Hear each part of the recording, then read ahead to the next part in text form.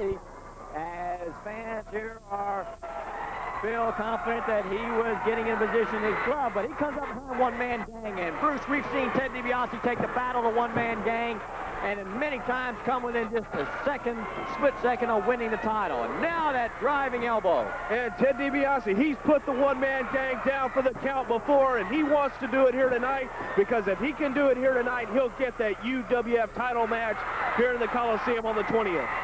DiBiase chomping down on the head of one-man gang. And, of course, DiBiase is going to take advantage of every opportunity to get his hands on General Skandor Akbar in this particular battle. That's right. It doesn't matter who they beat. If they beat the gang or if they beat Akbar, that man will get a title match. Referee Tommy Gilbert counting out one-man gang. You have a 20 count as you're outside on the concrete floor. Remember, this is one fall to a finish. And if Steve Cox and Ted DiBiase win the match, whoever scores the fall gets a shot at that man you're looking at in your picture. That giant of a man, one-man gang, 498 pounds. He's so big, the belt won't even go completely around his waist. No, the one-man gang is a true heavyweight. He's what some people call a super heavyweight, but over that 200-pound mark, they're all heavyweights that are one category. And General Skandor Akbar now, looks like he wants to get in that ring, and Ted DiBiase is ready and waiting. Well, the last-minute strategy being talked over by the General and one-man gang. We'd like to, again, urge Houston wrestling fans that Friday, March 20th, that special ticket price and that super spectacular is for that night only here at the Coliseum. Get your tickets early. If there's going to be any evening or any night of Houston wrestling action in 1987, you're going to be here at the Coliseum. That's the night to make your plans to be here. Two-ring battle royal will not be seen on television, and so you want to see that tremendous battle between 22 superstars battling in two rings at the same time. What an event it is for $39,000. And now we see General Skandor Akbar wasting little time and getting in the ring while DiBiase was down. But now DiBiase's back. And DiBiase is primed and ready, and he wants that man, General Skandor Akbar, and he's got his hands on him, and DiBiase's going to let loose. Now as he takes a fight on the head of General Akbar, one-man gang was the man who came into the aid of his manager, but Ted DiBiase, he wants this match badly because he wants that UWF heavyweight title. And General Akbar, fans, you've got to remember, General Akbar was a vicious wrestler in his day. He was former North American heavyweight champion, so he can take care of himself. As we just saw him introduce Ted DiBiase right into that metal ring barricade. General Skandor Akbar and Ted DiBiase, tag team battle, one fall to a finish. $10,000 to the winner as well. That's right, $10,000 going to the winner, either team that wins. But I tell you what, it doesn't compare to $39,000 as we're going to have here on March 20th. I know I talked to a lot of the guys tonight. They said they do a lot of things to get $39,000. And everybody should remember the big celebration is Houston Wrestling on the air in Houston, Texas for 39 years. That's what it's all about. We invite you to be out here for that big celebration. We want you out here to be a part of that historic night. In the ring, General Skandor Akbar has Ted DiBiase down, but it was with a little help from the one-man gang. We haven't seen any action from the young protege of Steve Dr. Death Williams, Steve Cox, yet. But I tell you, Pete, he's got a lot of potential in that ring. Well, we've seen Steve Cox in action the past few weeks as he's turning the Universal Wrestling Federation territory upside down. And now, listen to this crowd. Teddy, Teddy, Teddy. DiBiase's a big favorite because they know that he's not only a superstar, but he's able to battle all the way when they get behind with their support. They've seen him right here in Houston come within a split second of winning that UWF heavyweight title. That's right, and a lot of times DiBiase has put the gang down, and they thought that DiBiase should be the man wearing that belt right now. A one-man gang now working over DiBiase, looking for a place to throw him and outside the ring through the ropes. As we see General Akbar now quickly jumping down on the floor. Steve Cox in the background trying to point out to the referee that General Akbar is illegally attacking DiBiase.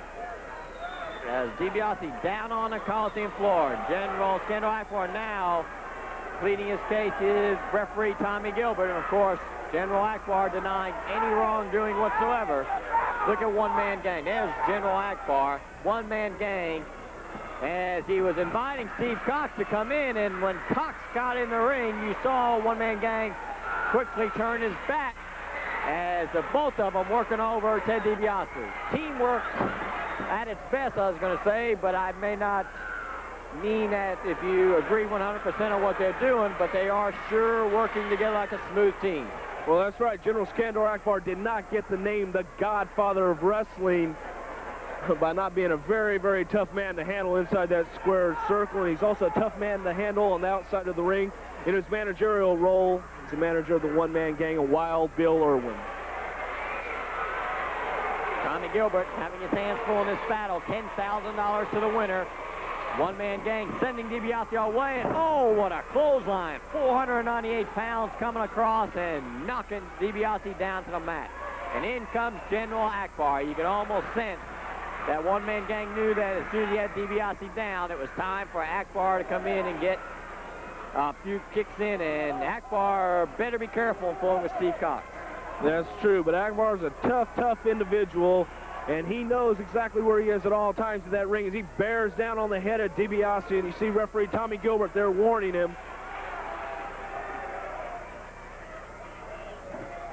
And DiBiase reverses it. Good switch by DiBiase, and Akbar is crashing into the turnbuckle. You see him quickly now reaching for the safety of one-man gang, and in comes the UWF heavyweight champion. In comes Steve Cox. And Steve Cox exploding inside the ring, one right after another, into the one-man gang, and a rip across the face, slowed him down. Crouch hold and a hard slam, and then one-man gang going for a big drop, and he missed. And Steve Cox, he's all heart, Pete. He's got a lot of determination in that ring and a lot of sheer talent. He's going to go far in this game, and both men rising to their feet, and Akbar gets in to stop Cox. And Ted DiBiase fires back at him. As we have all 4 men in the ring now, it's down to 3 as one-man gang up against Steve Cox, 498 pounds, pounding him into the turnbuckle. As we see now getting into the ring, Wild Bill Irwin, another member of Devastation Incorporated. And now Ted DiBiase loaded the glove, the equalizer. We got a winner. Steve Cox is the man. He pinned the one-man gang with the help of Ted DiBiase in that glove. And they've got it. They got the $10,000, Pete. And this crowd erupted the Coliseum. 1, 2, 3. Steve Cox on top of one-man gang after Ted DiBiase pulled out his equalizer. They win the $10,000. Steve Cox wins the shot at the UWF heavyweight title. What a battle. Unbelievable. This young man, Steve Cox, he has got to be, it is unbelievable. A happy, happy team, $10,000 richer, and also Steve Cox gets the opportunity of a lifetime to battle for the UWF title. And one-man gang is still wondering what hit him or who hit him, and General Skandor Akbar is upset. Wild Bill Irwin's upset. The entire Devastation Incorporated is upset, but the verdict stands. A victory for Steve Cox and Ted DiBiase, and a big upset here in the Sam Houston Coliseum. We'll be back with more wrestling action in just one moment.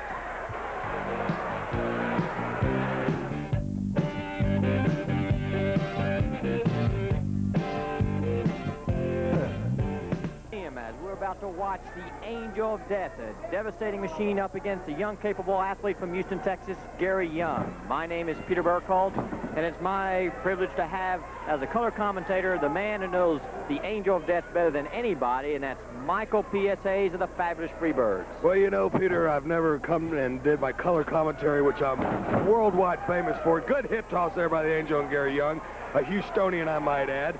But I felt a sense of loneliness in your voice, being that your good friend, Paul Bosch, is in the hospital recovering well, and I'm glad. And I thought out of the kindness of my heart, I would come out here and give this Saturday night a real sparkle. Good arm drag. How many men do you see, 6'7", 322 pounds, execute such fine wrestling skills? Of course, he didn't know it till he got with us, the Freebirds. Well, Angel of Death also has outside the ring beautiful Sunshine. That's right. She is beautiful. There's no more you need to say. And she's darn sure took care of Dark Journey, hasn't she? Another nice body slam. Angel going to the wrestling school book and pulling out all the stops.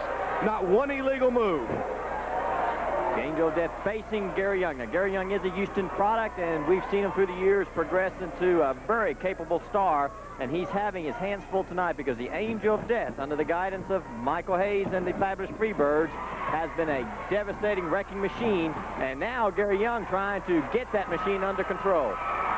Good front face lock by Young. First Angel went behind. Young reversed it with another go behind. Switch to the front face lock with a chancery now. And he's squeezing on it. Now, this will show what Angel has learned as far as his counter moves and how to think ahead of your opponent, Peter. That's the thing, is you got to be 2-3 moves ahead, not the move or hold that you're in at the particular time.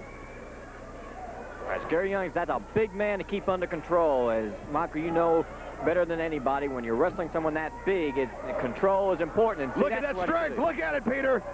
He's got him in the corner. So Young is going to have to keep moving and use his speed if he expects to be successful in this match at any point. Now get cautious. Now look, Young is sitting on the top rope and barely is over the Angel Death, and Angel slaps him. I love it.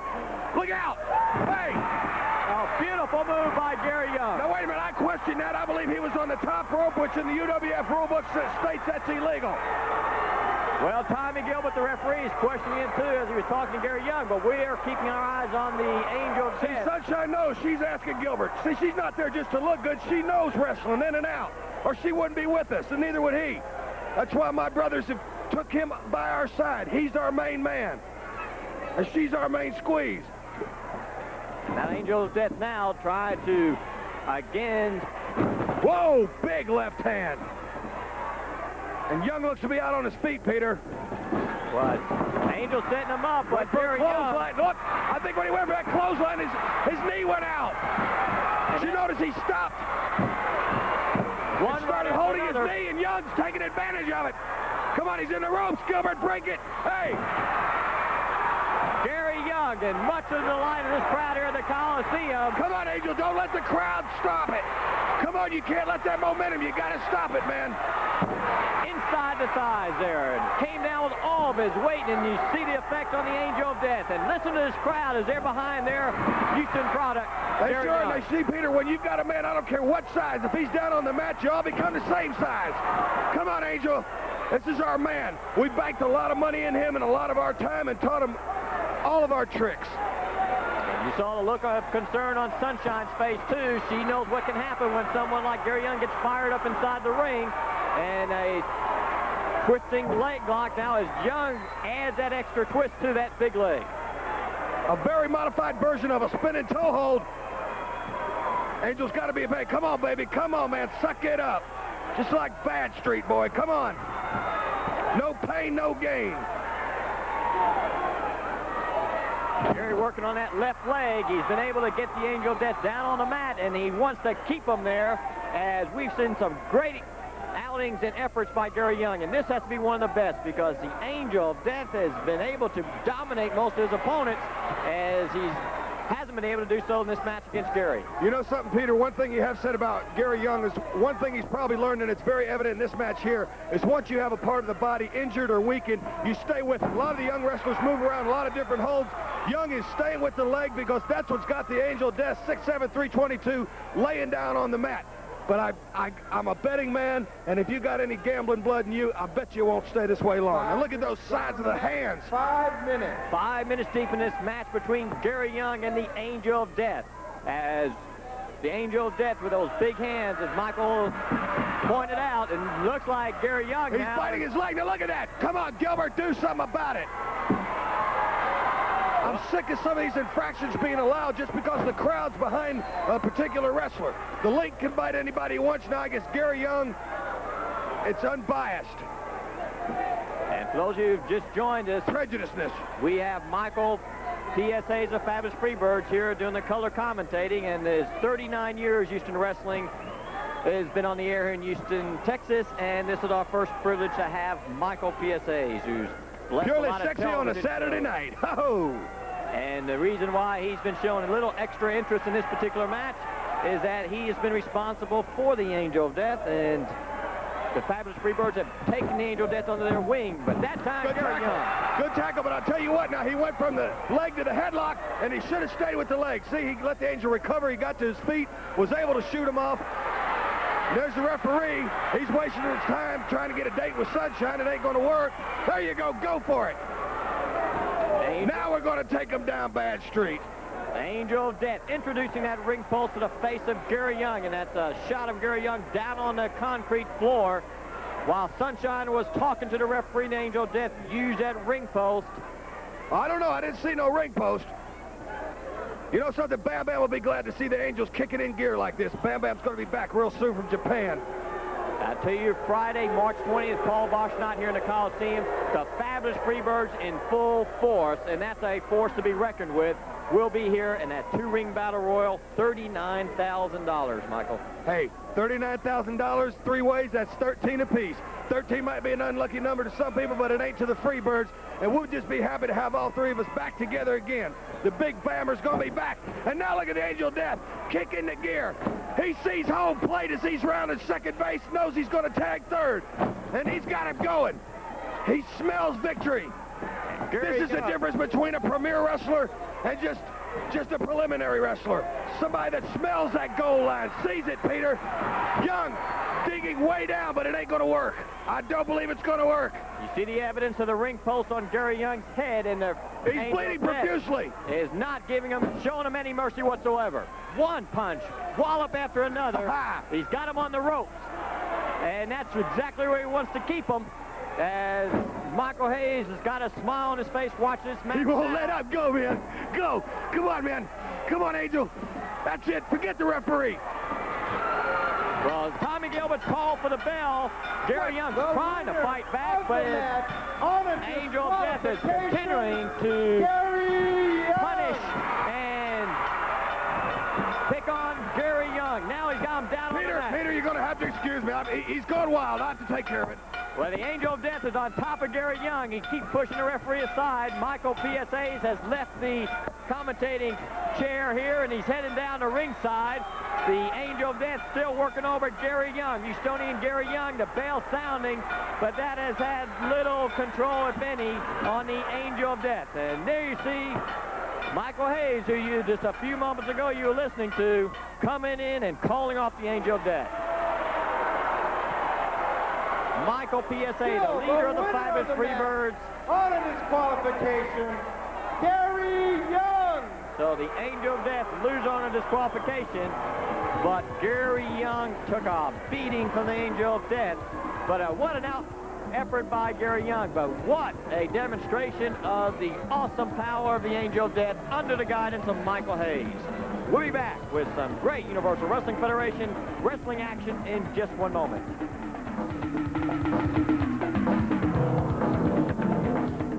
Seeing Paul Bosch night, Houston Wrestling celebrating 39 years, the two-ring battle royal for $39,000, the six-man two-ring tag war, plus the UWF heavyweight title match. You saw it right here on television. Steve Cox won the fall. He gets the shot at it due to the help of Ted DiBiase and his equalizer. He will battle one-man gang for the title Friday, March 20th. A special referee will be in charge of that match, and that special referee is Ted DiBiase. Yours truly, that's right. You know, Steve's all excited, and he's excited about having this opportunity, but at the same time, it's like he's feeling like I've just come into professional wrestling, and he doesn't quite know what to think. It's like all of a sudden, you know, one minute he knows he's a rookie, but he also knows, and I've told him, opportunity doesn't knock that often, and when the opportunity comes down, you've got to take take the opportunity by the tail and go after it. And the one thing that I'm going to assure you of, Steve, is this. As soon as I'm as excited for you as I would be if it were me, because I know how you feel. But the thing is, I know what you're dealing with. You're dealing with the one-man gang and General Skandor Akbar. I want to make sure you get a fair shot at this title. Okay, he's not very experienced, but in a short time, everybody has gotten to know who this man is and gotten to know his name. I'm going to be in the ring, Akbar. I'm going to be a fair referee, Pete. I swear. I'm going to be a fair referee. But if it comes to breaking rules, Akbar, if you break a rule, gang, if you break a rule, I'm not counting to 5 and finding you. I'm putting the glove on, and I'm knocking you out. And that's not a threat. That's a promise. Steve Cox, congratulations. Brother, I'm very happy for you, and I'm going to make sure you get a fair shot at that title. Now, we heard from Ted DiBiase and Steve Cox. Now let's hear from the General. I'm standing in between Devastation Incorporated, General Skandor, Akbar. Steve Cox gets the title shot, and the special referee, Ted DiBiase. You, the audacity or the authority to be a referee, DiBiase. Well, it stinks in the UWF, and I'm going to clean it up. I got a lot of deodorant. If you're going to be a special referee, Teddy, I'm going to make it so miserable on you, punk. Every time you turn your back and walk to the bathroom, I'm going to kick you in your rear end, because you're dealing with a Godfather and the General. There's no way that Steve Cox, till your dying stinking day, can ever cop a fall on the most irrepressible man in wrestling, the one-man gang, 500 pounds, and the UWF champion. But Cox, you made your bed, punk, and you're going to lay in it. You're going to lay in it, and you're going to be sorry, boy. And Teddy, you're going to be searched before you're that squared circle. 39,000, two-ring battle royal. How about that? The biggest night in Houston wrestling. In addition, this man, Wild Bill Irwin, will be taking on two. I said two. $15,000, and he can beat them both, and I know he can. I one man. What are you going to do to that punk? Battle Royal's a big thing going on, but my main concern is this title match, as it always is. Yes. And DiBiase, I guarantee you one thing, you will be searched thoroughly by two referees before you go out there. And Cox, like the General said, you made your bed, and you have to lay in it. My head hurts. Friday, March 20th, be here at the Sam Houston Coliseum. All boss night, $39,000, two-ring battle roll, hot stuff, Eddie Gilbert in it, and I guarantee you, I'm going to win it. 2 rings, Paul Bosch, get ready to give it to me.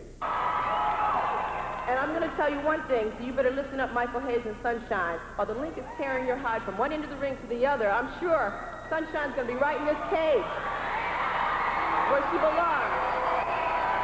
Well, ladies and gentlemen, it looks like we're going to be joined by Michael Hayes and Sunshine here. And I hope that we can keep use a little bit of discretion here, Michael. You know, I'm really getting sick of looking at you. I'm getting sick of your lies, and I'm getting sick of your interference. This is exactly where you belong. You should feel at home in this. You know that? Listen, while this match goes on, I'm going to do one thing while Link's taking care of you. I'm going to walk right up and slap the referee right in the face. And you know where that puts me? Right in the cage with you. Hey, wait a minute, you two-tone Cadillac. Class does not belong. Cadillac, you're nothing but the Freebird dog to tell you. Hey, hold on. Stop messing with my Sunshine. Don't you start messing with it. You understand me? Oh, wait. Put her in there. Put her in there. Now, that's where you belong. You look real good, girl. Run your mouth now. Now you see what a real woman's like. Come on, girl, get out. Get out.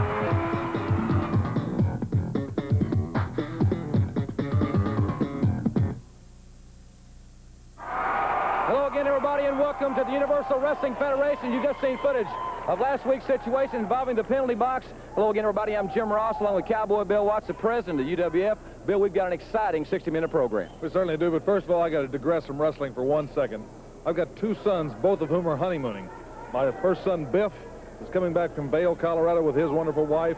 And, of course, Joel just got married, and he and Pam are right now in Honolulu enjoying the sunshine, and Bob Von Jerchey's directing the event here tonight. Also, another great thing we're so excited about, my son Eric, this high school senior, 6'6", 220-pound quarterback and all-state defensive end, was in the top 100 national blue-chip prospects in the nation, has signed with the University of Louisville and Coach Howard Snellenberger. Quarterback coach. The quarterback coach, and we're certainly excited. We'll have a piece about that next week. But, Jim, tonight we got some great action. We sure do, ladies and gentlemen. The Universal Tag Team Championship will be on the line. Terry Taylor and Chris Adams will defend against Hot Stuff Eddie Gilbert and Sting. You'll also see Iceman King Parsons, Bill, and Ted DiBiase against Devastation Incorporated, Wild Bill Irwin, and Eli.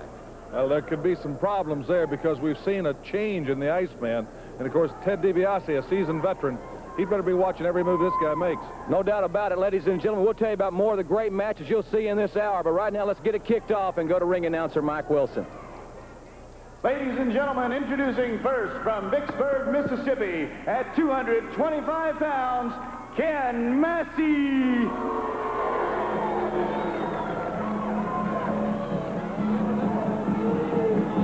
Ken Massey here on the Universal Wrestling Federation. And with the music music cranking in the background. There you see Sam Houston two-stepping his way to the ring, Bill. Long, tall cowboy. One of the fans came right on in, and Sam is just two-stepping right on down. A native son of the great state of Texas, Sam Houston, two-stepping his way right around the ring. And now let's hear his introduction. Also introducing from Waco, Texas, at 218 pounds, Sam Houston. This match, 1 fall or 10-minute time limit. This young man has certainly captivated the hearts of many of the fans in the Universal Wrestling Federation in the short time that he has been here. With his tremendous effort and his tremendous appeal with these fans, they're solidly behind this young man. He's quick. He's got the background and the ability. He tries to maintain the pace and control the pace of the match. I've really been impressed with him in the short time he's been here. Got good height to create that leverage, which is a great advantage in any athletic event. Good high drop kick. Nice move. Side headlock, take over. Head scissor. Sam's right out and up back on the attack. Moves right back into that headlock. He's got that great reach. Terry Taylor and Chris Adams, the Universal Wrestling Federation Tag Team Champions, will be here defending their title tonight against Hot Stuff Eddie Gilbert and Sting. Plus, we'll see the sensational rookie Steve Cox later in the hour. He has certainly caused some talk in the UWF and in professional wrestling in general. Certainly has. We knew he had the qualifications when Doc decided to make him his protege, something I heavily endorse because I think when you're in a business you love, the only asset you can put in is yourself and time, and the way to duplicate yourself is to have someone that you think has the same love for it and the same qualifications. Steve Cox, an All-American guard from the University of Tulsa, great amateur background, state champion in Kansas in high school, won the prestigious Gary tournament, one of the toughest high school tournaments nationally in Oklahoma. So he's got the background. Beautiful move by Sam Houston as he just really snapped the neck of Ken Massey. Houston with a right hand right to the face of Ken Massey. He does the adjustments a little bit different than my friend Dr. Anderson, but they're just as effective. And his version of the Bulldog once again proving victorious. Sam Houston victorious. And we've got the Iceman and Ted DiBiase taking on Wild Bill Irwin and Eli. Well, I guess Sam wants to do a little two-step and they get his music. Well, they're going to do a little two-step in here. This is the Universal Wrestling Federation, and it's Sam Houston showing his stuff. Sam Houston two-stepping his way. Ladies and gentlemen, we'll be back with more Universal Wrestling right after this timeout. Riding on the wing. Looking back. Presents Wild Bill Irwin and Eli, accompanied by General Skandor Akbar. General Skandor Akbar, the self-proclaimed godfather of professional wrestling. And as we hear, born in the USA, quite a contradiction in Akbar's introduction. But that will bring to the ring, Bill, Ted DiBiase and Iceman King Parsons. A most interesting situation.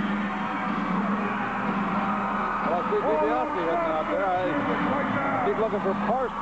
Stop the music! Stop the music! Stop it! Right here, hold it!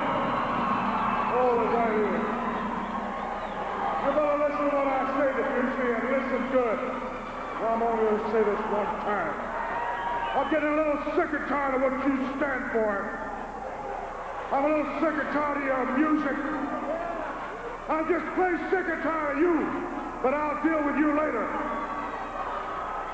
I know that you're directly responsible, you and that no-good Dr. Death, for that snub-nosed punk Steve Cox sticking that nose where it doesn't belong. Well, only one time, and one time alone, do you stick your nose in devastation's business and walk around and talk about it. So you better think and think good, punk. Let me tell you something, Akbar. You can stand out here, you can run your mouth till you're blue in the face. You're just going to roll right off my back. I'm going to tell you something. I'm guaranteeing that before it's all over, said and done, I'm going to do two things. Number one, I'm going to take the belt off that big fat man of yours.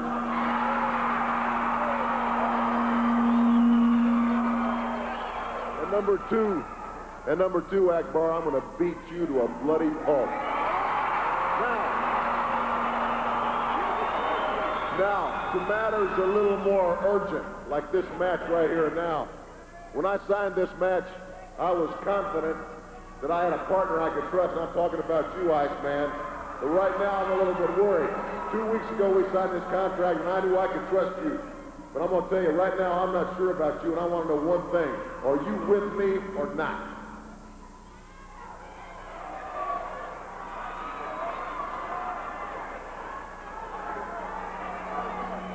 Say, man, what's your problem? I ain't did you nothing. I was talking about you. Now you acting like that jailbird in the back in that Oreo cookie.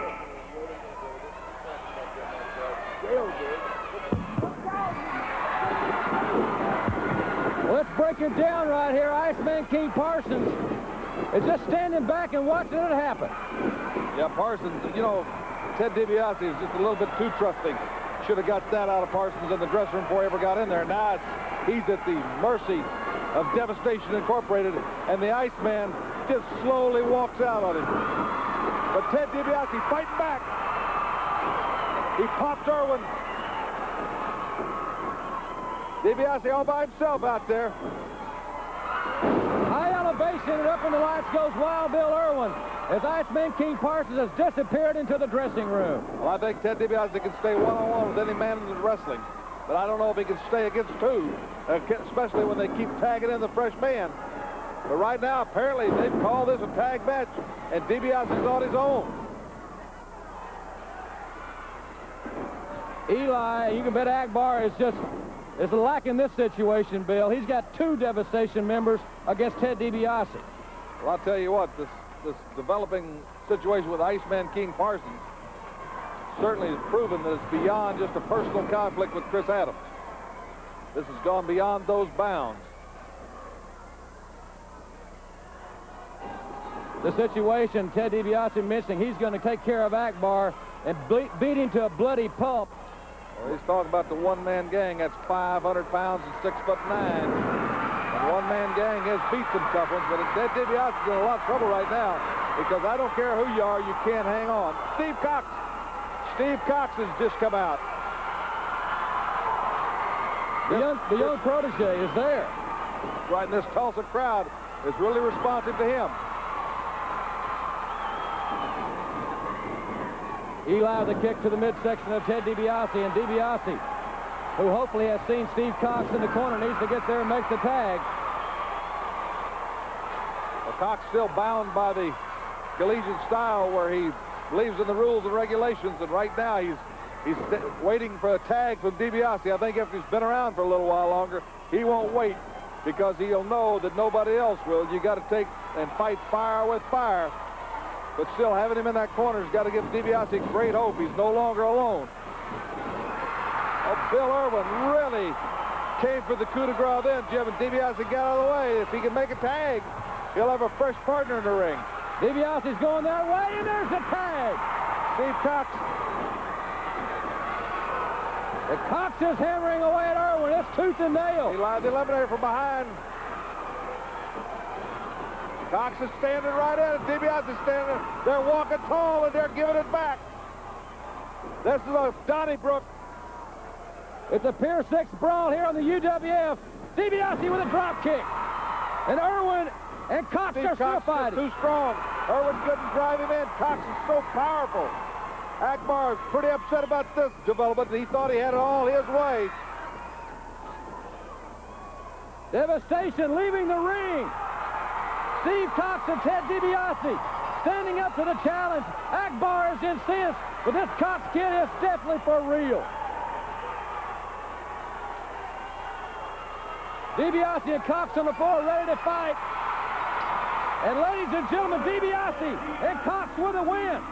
They just won by default. Akbar and them took it off when they didn't have it. The odds in their favor. The music strikes up, and Steve Cox and Ted DiBiase standing tall in the middle of the ring. Look at the hill.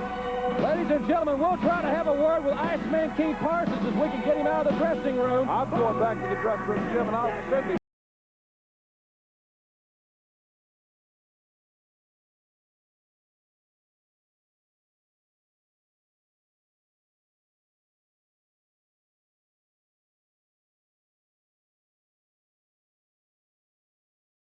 39 years on Houston TV. Any opportunity that I can have to get back in the ring with one bird, two birds, and especially all three birds is fine with me. And I can't think of a better man to have in my corner. There's nobody with more spirit and fighting heart than Chavo Guerrero. And the missing link, hey, he might be missing, but when you need him, you can count on him and he'll be there. And how's that song go? I'm walking on sunshine. I believe that when they handcuff that woman to Nickla, well, how's it old Red Butler said? Frankly, my dear, I don't give a damn. I don't give a damn what happens when you're out there with her. Chavo, tell them what it's going to be like. Now, Chavo, you've been in six-man, two-ring battle, or tag matches before. Well, especially as a Paul Bosch, trophy. That means a lot to me because I come from a wrestling family. This man knows my father is very close to us. But getting back to the match here, what did you guys think of the match tonight, huh? Let me tell you something. You people that weren't here, you missed it. If you did see it on TV, that's fine. You got another chance, though.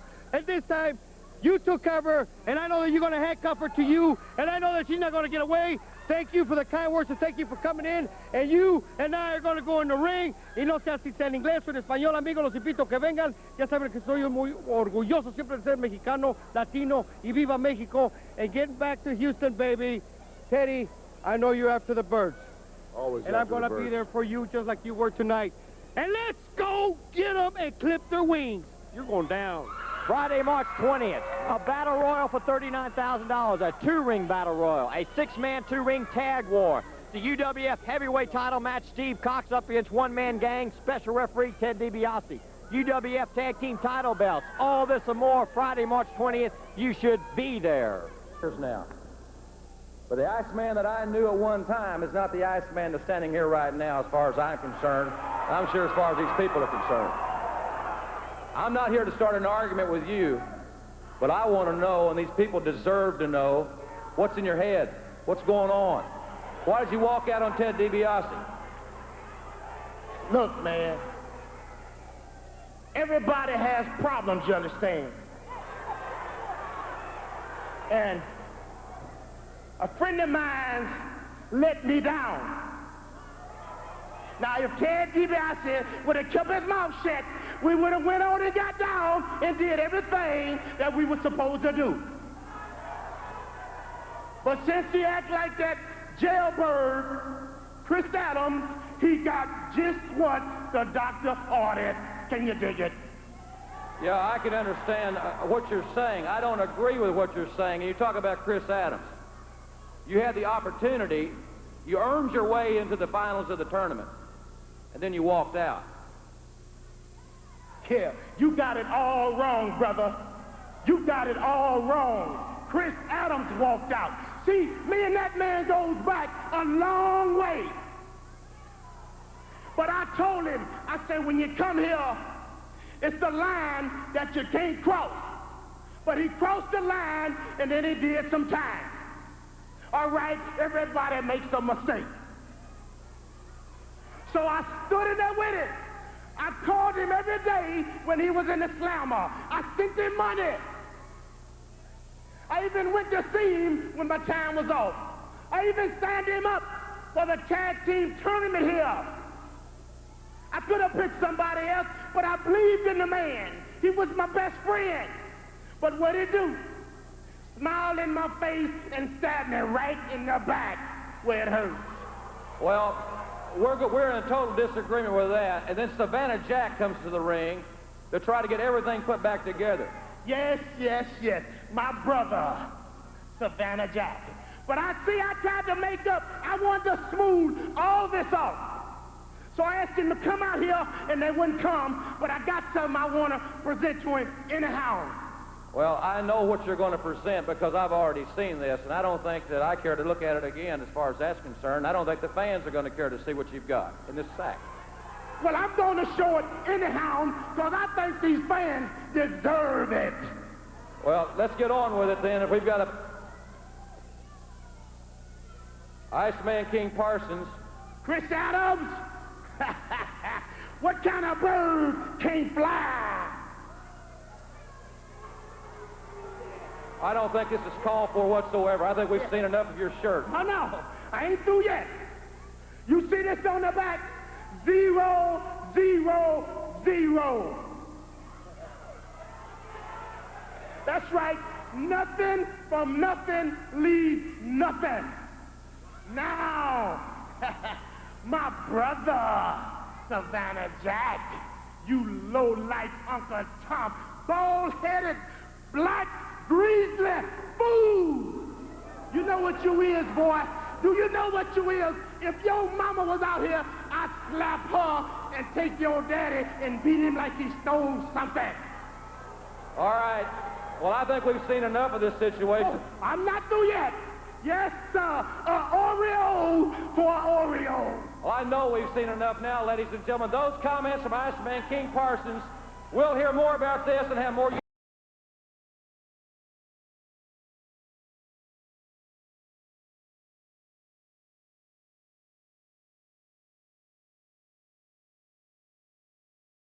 $39,000, people. You know what I'm going to do? I'm going to show the world that I'm the best. I'll get to beat up everybody for $39,000. There's only one man here that's going to win that money, and you looking at him. Woo! Ladies and gentlemen, introducing first from San Antonio, Texas, at 230 pounds, Bobby Perez. Ladies and gentlemen, here's a look at this week's Universal Wrestling Federation Top 10. At number 10, Sam Houston. The number 9 contender is Sting. The missing link at number 8, Freebird Michael P.S. Hayes, number 7. Iceman King Parsons vaulting to number 6. Chavo Guerrero, Fountain Valley, California, number 5. Terry Bam Bam Gordy of the Freebird family, number 4. The Awesome Steve, Dr. Death Williams, number 3. Ted DiBiase, number 2. The number 1 contender is Savannah Jack, the television champion, and the Universal champion, 500 pounds, the one-man gang.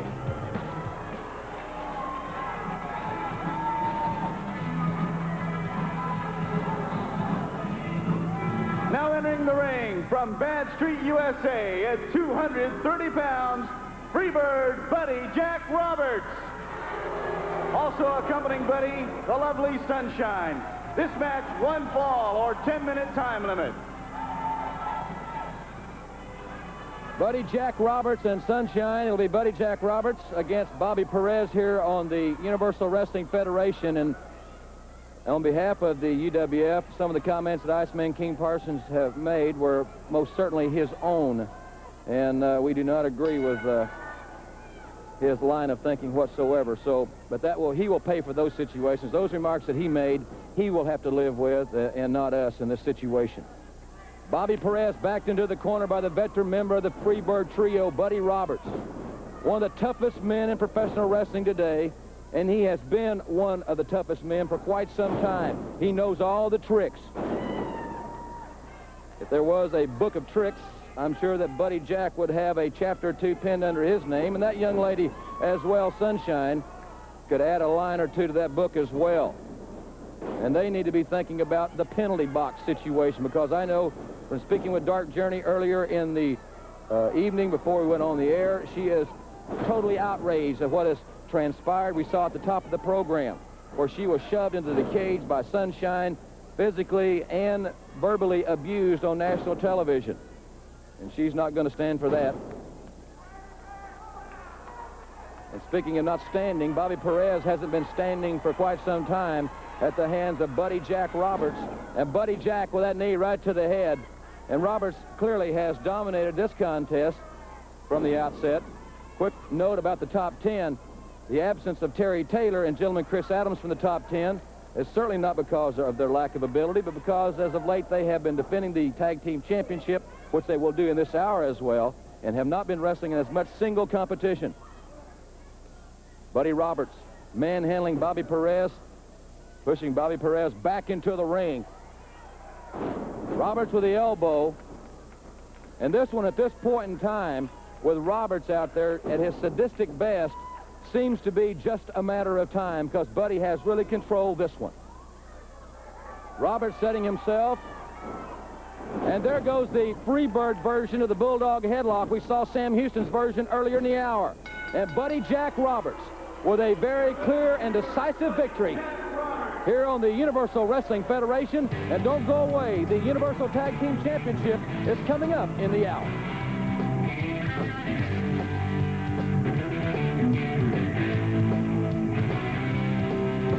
Guess who just got back today? Battle Royal, Channel 39 years of wrestling, $39,000, and I'll feel 39 after a match like this because there's going to be everybody in it. Triple chance, 2 rings, anything goes. I'm excited about it because of one thing. I have Chris Adams as my partner, and we hope to go home with the money. Welcome back, ladies and gentlemen, to the Universal Wrestling Federation. The UWF Tag Team Championship still to come in the hour, but Dark Journey has ventured to the ring. She's there now with Bruce Pritchard. Let's go to them at this time. Ladies and gentlemen, Dark Journey has asked for some time. Last couple of weeks here on the Universal Wrestling Federation, Michael P.S. Hayes, the Freebirds, and in particular Sunshine, have issued a challenge to you. And you have asked for this time to, I guess, either accept or deny or... That's right. They took the time out to offer or ask me to get into a penalty box match with them. Well, I'm here to say I'll get into that penalty box with her. Now, everyone knows what took place in there. I was thrown into the cage. Not only was I humiliated, I was embarrassed. I was. But Sunshine, I will meet you in that cage, I promise. Well, what did you bring Dark Journey, a very emotional Dark Journey. All you are is their dog. Michael Hayes hits the ring, and then Michael Hayes and Buddy Roberts, and they are manhandling Dark Journey here. Michael Hayes and Buddy Roberts. They've got a bag there, and they're pulling some jar out of the thing. Sunshine has got a jar. Chavo, Guerrero, the missing link going by. Dark Journey just nailed Sunshine, and now Dark Journey, she has leveled Sunshine. Dark Journey very emotional to start with, and rightfully so, but now I think she has the jar, whatever it is. And now it's Dark Journey and Sunshine one-on-one in the ring. Michael Hayes is being battered by the missing link. Chavo Guerrero's out with Buddy Jack Roberts. Here comes Hot Stuff and Sting getting ready for the title match, along with Missy Hyatt. And Missy Hyatt just nailed Dark Journey. Missy Hyatt nailed Dark Journey, and now she's got the jar. Missy Hyatt's got the jar. This crowd is in a silence here. It has broken down into the Freebirds are leaving. Dark Journey still at the ring. The cream is with Missy Hyatt. Let's get it together, and we'll be right back.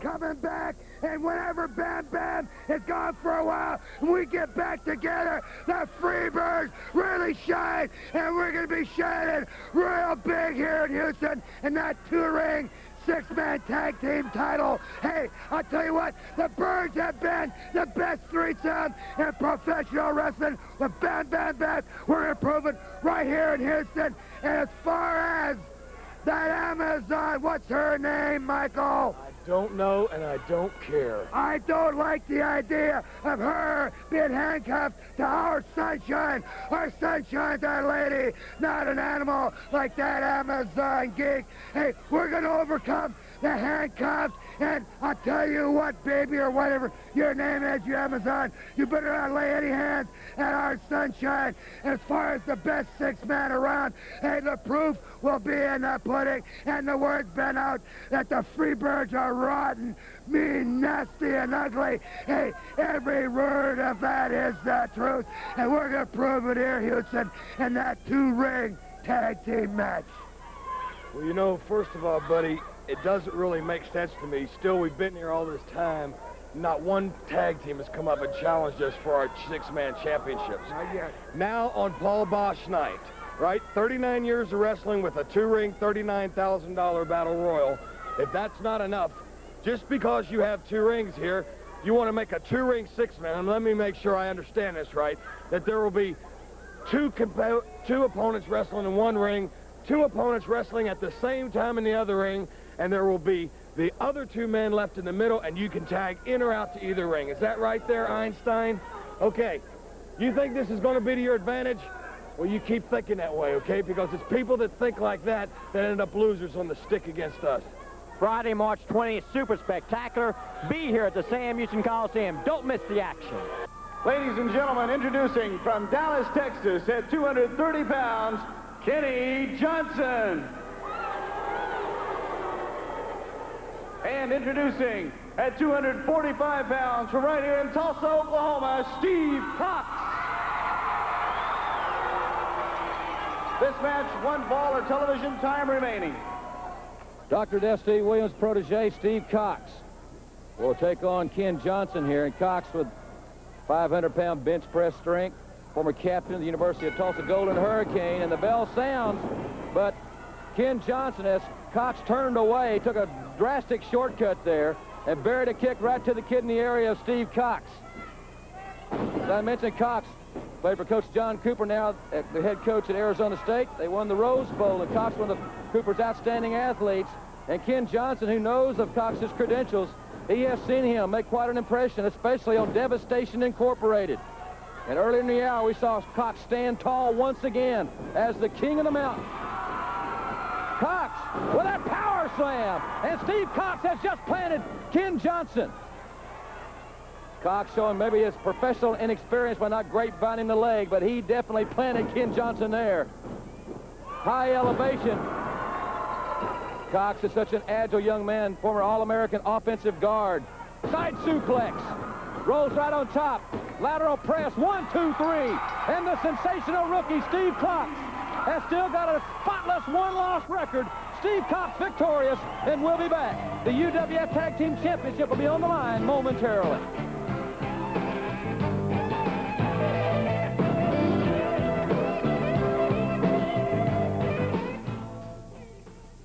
Universal Wrestling Federation. Don't forget, next week, Michael P.S. Hayes will join me for color commentary. We'll have a special feature on Hot Step Eddie Gilbert and Missy Hyatt. We're trying to sign a UWF Tag Team title matchup next week. Savannah Jack will be here. Iceman King Parsons on the program next week. Also, big news about Los Angeles, Minneapolis, Milwaukee, Detroit, St. Louis, Kansas City, and Memphis, Tennessee. Ladies and gentlemen, this match for the Universal Tag Team Championship. The challengers presented by Missy Hyatt. First of all, at 229 pounds, from every girl's dream, Hot Stuff Eddie Gilbert.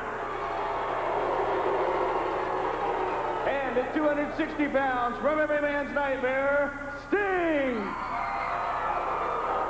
Well, it doesn't look as if Sting is in any he's not in his wrestling attire. This is another interesting situation here, as hopefully we'll clarify it in just a few moments. We hear some music, and that music, of course, the Eye of the Tiger, that will bring the UWF Tag Team Champions to the ring, Terry Taylor and gentleman Chris Adams. Big events coming for the Universal Wrestling Federation. Date set in Los Angeles at the historic Olympic Auditorium, the Met Center in Minneapolis, the Mecca in Milwaukee, Cobo Arena in Detroit. Coming soon to St. Louis, Missouri, Kansas City Municipal Auditorium, and the Mid-South Coliseum in Memphis, Tennessee, as the UWF Tag Team Champions. The ultra-popular Terry Taylor and gentleman Chris Adams. And I really felt bad to be here. Adams, the butt of the joke, the butt of the comments from the Iceman earlier in the hour. And introducing the current UWF Tag Team Champions. First, from Vero Beach, Florida, at 234 pounds, Terry Taylor. Also at 233 pounds, from England, gentleman Chris Adams. Once again, this match for the UWF Tag Team Championship. One fall or television time remaining. This should be interesting. Just hold on just a second. Oh, you're real good. You're real good when you run your mouths. You're real good when you tell all the people that when you're champions, you're going to be their champions. Well, let me tell all these people what kind of champions they've really got here. My partner, my main man, Sting, has torn his bicep. This was supposed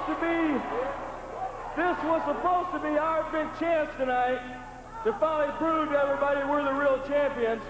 And the doctor told him just 24 hours is all he had to wait so we could have the title match.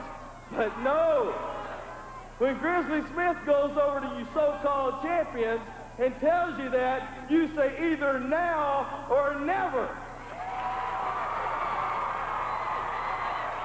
Oh yeah, that's really being big-time champions. That's really working up the ladder when you don't even really deserve the belt in the first place whenever you lost in the tournament. But just hold it just a second. Well, Sting's hurt.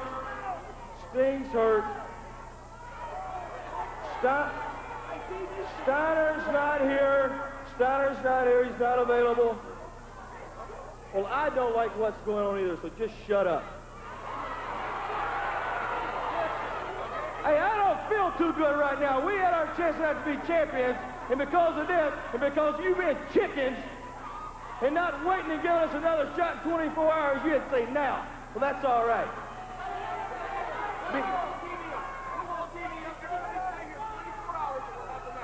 Well, you just want to lie to the people some more? Okay. Well, what has happened here is that for a couple of weeks now, Mike Boyette, a very well-known veteran in his own right, has been calling us. He's been following us around. He's been asking us, give me a chance to be a part of Hot Stuff and Hot International. And since Sting is not available, Steiner's not available, Missy, Mike Boyette has agreed he's going to step in and out as a tryout, for Hot Stuff and Hot. I know there's not that many men that compare to Sting or Steiner, but, you know, I don't understand this. Well, look, only thing I'm saying is, let's just give him a tryout. Hey, who knows? These guys are not even worthy champions. We'll take the belt. If he loses, if he lets us down, then he can't be in our group, hey. Oh, okay, sweetie. Well, I hope that we've got this situation clarified here. I can understand with Missy dressed as she is why Mike Boyette would want to follow them around for 2 or 3 days or whatever he was doing. Mike Boyette dances to the beat of a very different drummer, one might describe him as. And Missy doesn't look too excited about Eddie's vote of confidence in Mike Boyette's tryout. But in any event, this is for the Universal Tag Team Championship. It was not what we expected, but Sting is still at ringside. Eddie Missy or Eddie is probably having Sting to stay there to keep an eye on Mike Boyette. Who knows? Anyway, Terry Taylor with the right hand and Hot Stuff. And there goes the Iceman. Iceman King Parsons cannot keep his nose out of. Now he's coming back to the ring. After what he said to Chris Adams, he may want to be a little careful where he treads. I'll say that.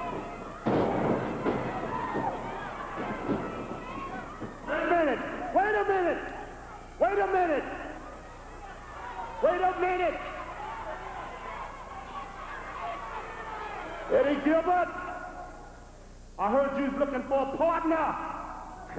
Let me be your partner.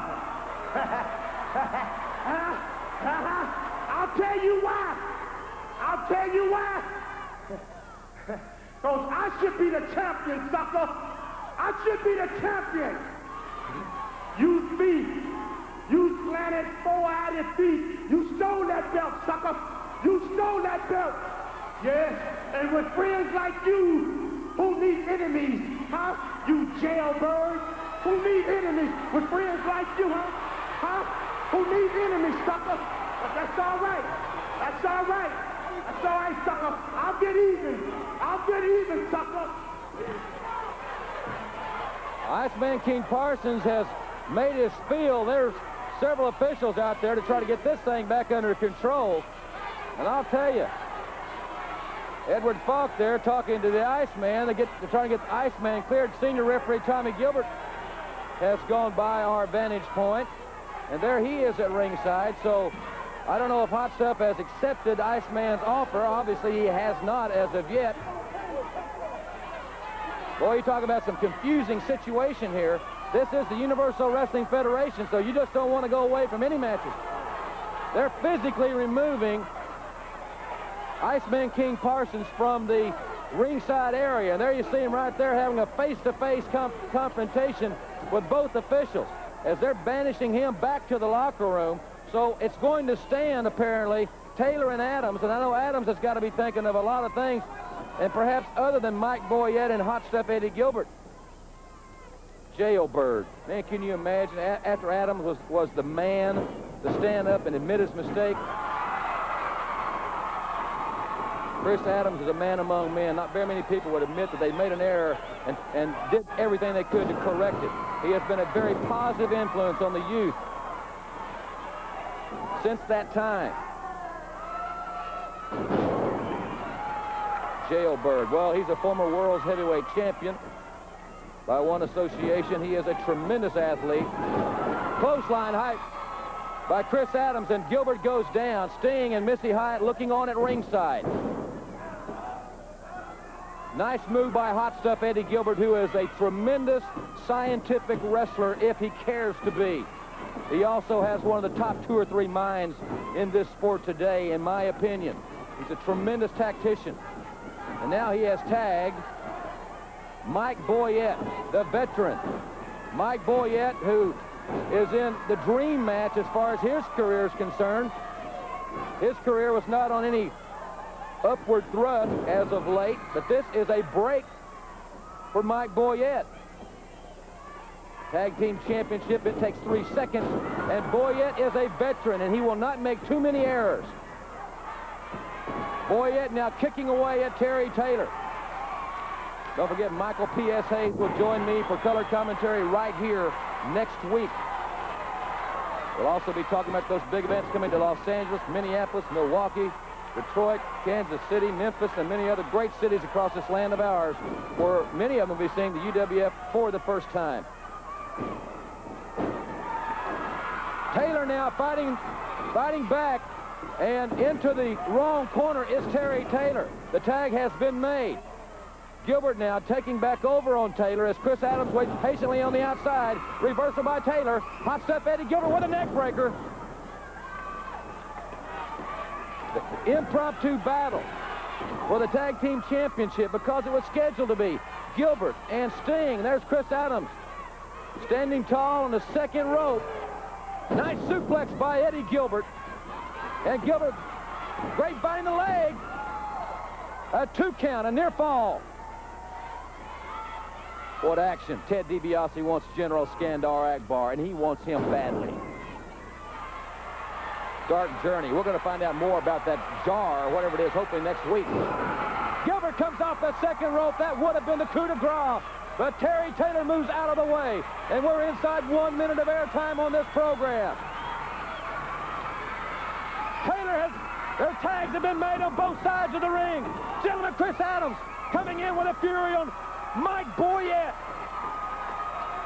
Adams catapulting Boyette head first into the top turnbuckle. Adams belly to back suplex on Boyette. It's Gilbert and Taylor in the ring. But remember, Adams and Boyette are the legal men in the ring. And we've got to be around 30 seconds of airtime left.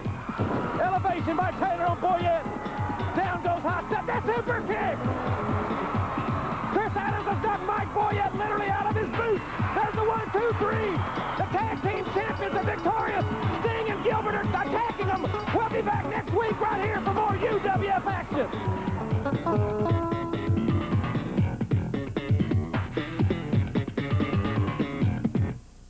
Terry Taylor and gentlemen Chris Adams, they will defend their title and belts on Friday, March 20th, Paul Bosch Spectacular here in the Coliseum, up against Hot Stuff Eddie Gilbert and Iceman King Parsons, and they're ready for you. You caught us right out of the shower, Pete, but you know, that's okay because I can't wait to get on TV and talk about Iceman King Parsons. Terry, what's wrong with the guy? He's gone goofy.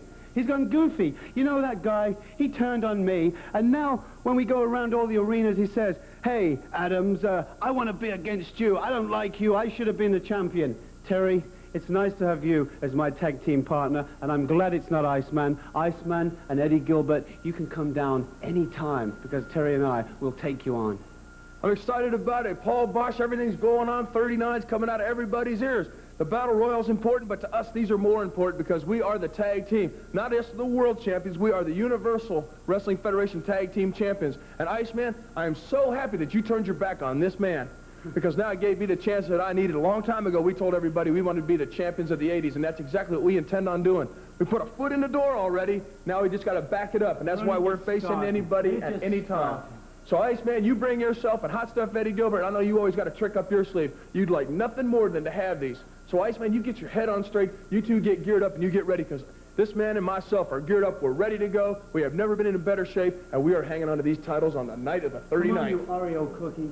You just heard from the tag champions. Now you're going to hear from the challengers. Hot Stuff Eddie Gilbert and Iceman King Parsons, Friday, March 20th. Why don't you just go ahead and say that you heard from the ex-champions and you're going to hear from the new champions because, Iceman, I know you got a lot on your mind. I know that Chris Adams, because I've already stated, Chris Adams has stabbed you in the back. He walked off. He left you. Terry Taylor stepped in your place and took the tag team titles, and I just want to tell you right now and tell all the people in Houston and you, Petey, and everybody else, I want to tell Mr. Paul Bosch that on your big night, this man right here, I'm going to step in the ring with you because I love your attitude, and we're going to be the new tag team champions, baby. See what it is, sucker, Terry Taylor. You stole that belt. You're low life, and your dad is a hobo. But that's all right. I got a real partner here now. And Chris Adams, I told you from day one, I said it's a line you can't go beyond. So you went behind the line, and you did some time. What did I do? I stuck like a real friend was supposed to. But what'd you do? You stabbed me in the back. But that's all right. You's a backstabber. But now you're going to pay, you low-life jailbird. I got a real friend here. I'll stick with you. Right here. From now on, goes all the way. All the way. You understand? So look at them belts for the last time. Do us a favor. Shine them up. Because we going all the way to the top. Yeah, like Mama said. March 20th. Woo! March the 20th. It bees that way sometime. Have mercy. You don't care how big you are, how small you are. If you want to fight, he'll fight you. And I really admire that.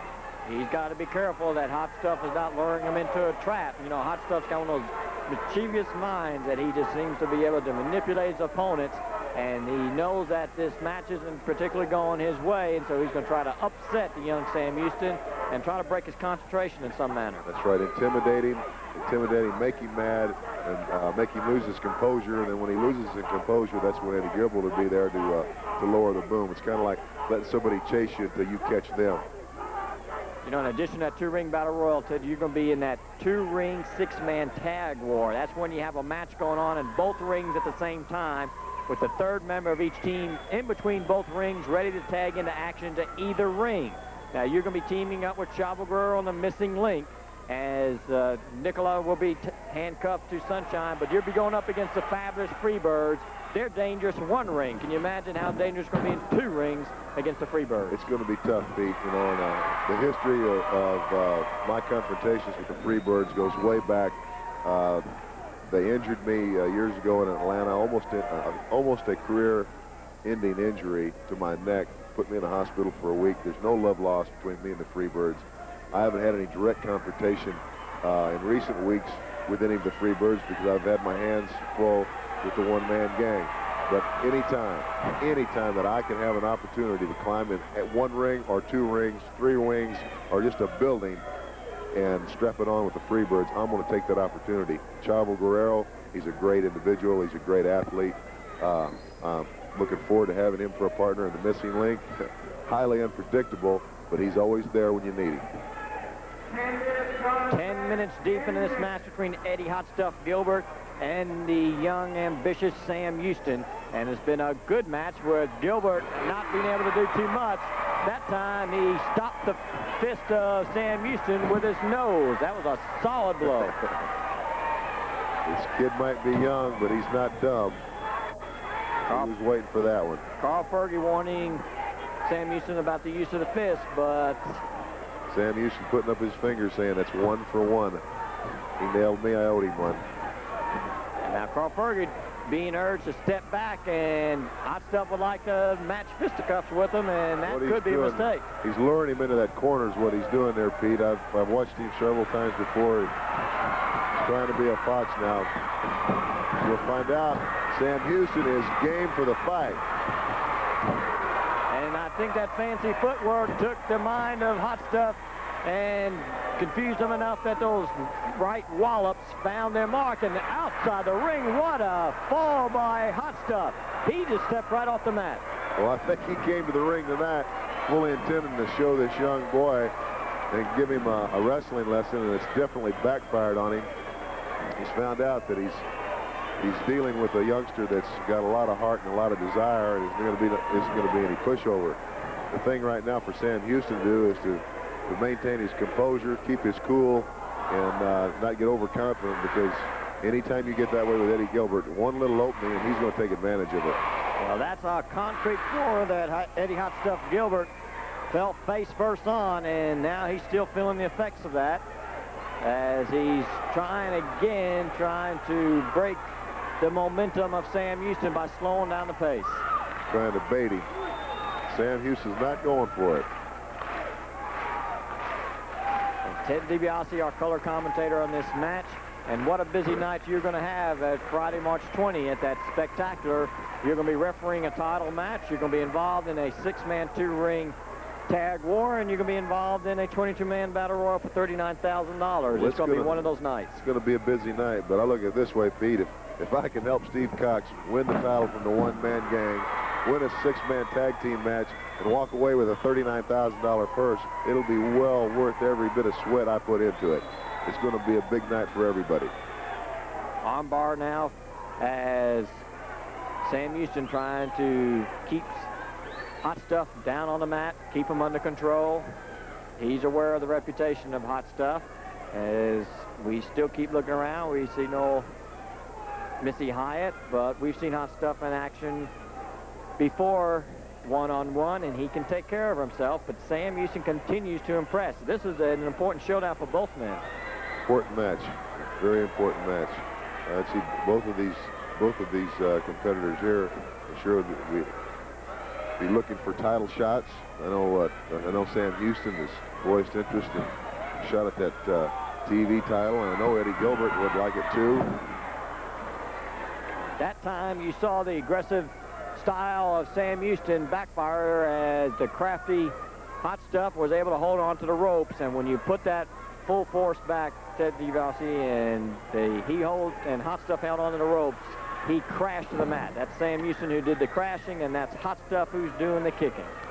Well, like I said, you know, you can't get overconfident or underestimate Eddie Gilbert. Any opportunity that's available, he's going to take it. He's a seasoned professional, and regardless whether you like him or not, he knows his way around the ring. Sam Houston down on the mat as he slowly gets up. Hot Stuff up and across that top rope, and that's not a rope, that's a rubber-coated steel cable, so it can snap across the neck. Take my word for it, Pete, that hurts. That hurts a lot. Knock the wind right out of you. Hard to get air.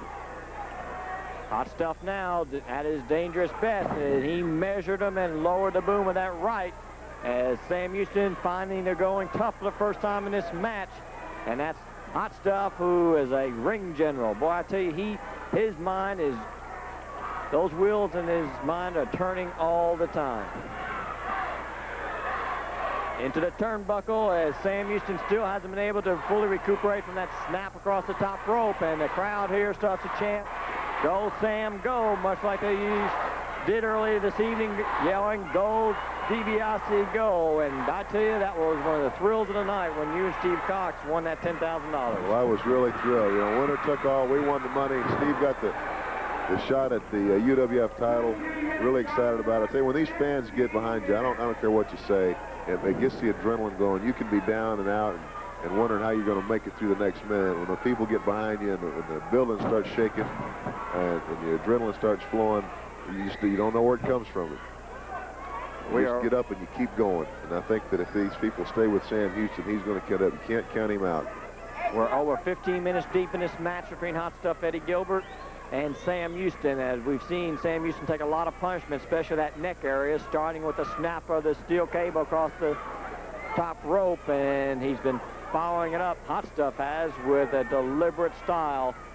He has seen an opening. He's seen where Sam Houston is hurt, and then, of course, Gilbert goes right to that same spot. The mark of a good professional. If you find a weakness, if you hurt somebody, you know, don't go from the arm to the leg and then to the back. If you injure somebody, get an arm weak, the neck weak, the head weak, continue to pound on that same part of the body. Go for the submission or the pinfall. But you're not going to get this Sam Houston. You're not going to get him to give up. I'm afraid that if you put him in a submission hold, he would pass out before he would give up. That's the kind of heart the kid has got. Oh, what a backdrop by Hot Stuff, and he's on top. We've got one, we've got two, but again, Sam Houston showing that determination you were just talking about, that intestinal fortitude. That's right. As it goes on, it's good. This will be the thing that frustrates Eddie Gilbert. One wallop after another, and a thrust of the fingers to the throat. Carl Fergie now questioning the legality of the blow. We saw a close-up shot, but it happened so quick. But the damage is still the same. Sam Houston took that blow to the throat that's already seen a lot of punishment already. Hot Stuff setting him up, and now we're trying to slap that sleep hold on, and he's got it, Ted. He's got it on him. That's going to be all the intestinal fortitude that Sam Houston can muster to get out of this one. It's a hard one. If the man applying the hold knows what he's doing, it's just a hard one to get out of. It's almost a helpless feeling to be in this hole. So what this move does, it cuts off the blood flow to your brain, to the main arteries in your neck, and it's just like the doors closing in front of you.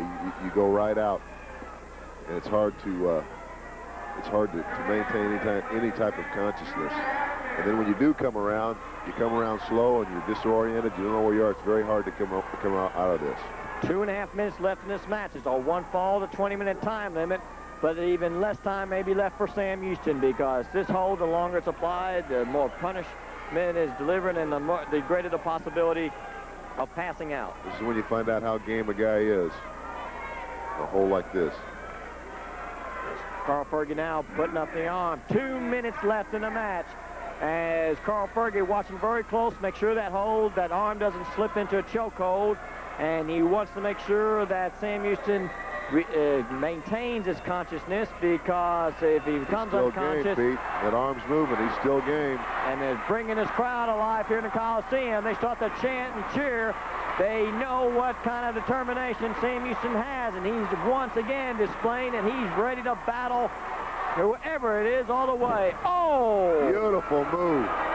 Beautiful move. He grabbed Eddie Gilbert by the head, and he drove his chin into the top of his own head.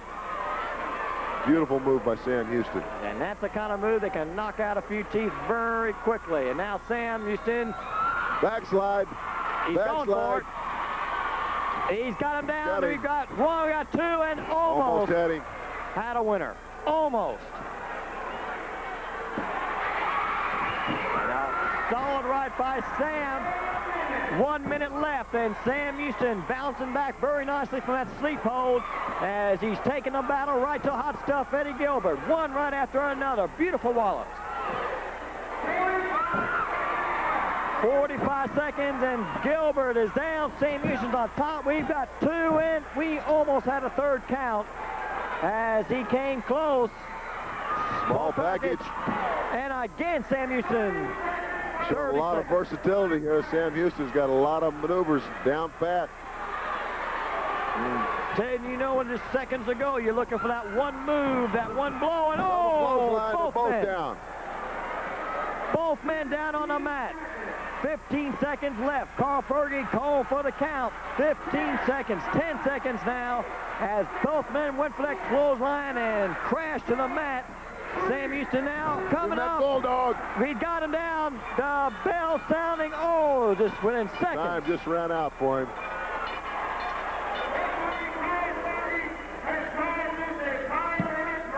And what a showdown between Sam Houston and Hot Stuff Eddie Gilbert. A time limit draw, but both men showed why they're so respected in the professional wrestling ranks. What a battle.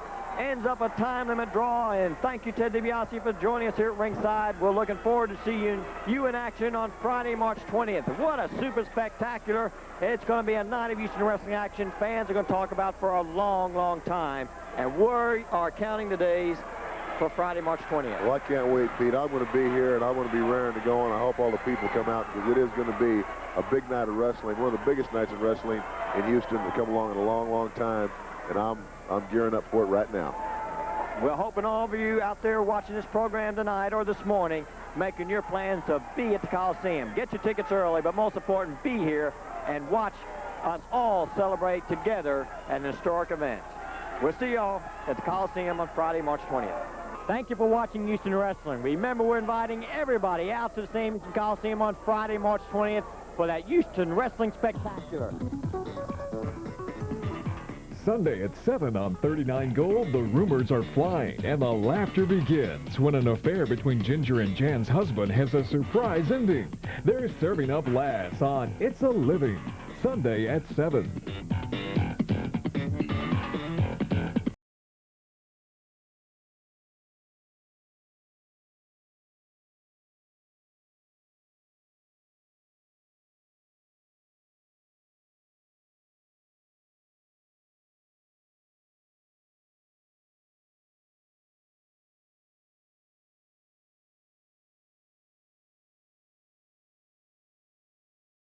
$9,000. That's a lot of cash. They buy a lot of trucks, too. Oh, yeah. Oh, yeah, the night everybody's talking about March 20th, Paul Bosch night, $39,000, two-ring battle royal, hot stuff, Eddie Gilbert in it, and I guarantee you, I'm going to win it. 2 rings, Paul Bosch, get ready to give it to me. Friday, March 20th, Paul Bosch night at Sam Houston Coliseum. 2-ring battle royal, $39,000 is the prize.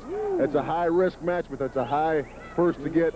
We're going to be there, Steve. That's right. Come see it. Be there.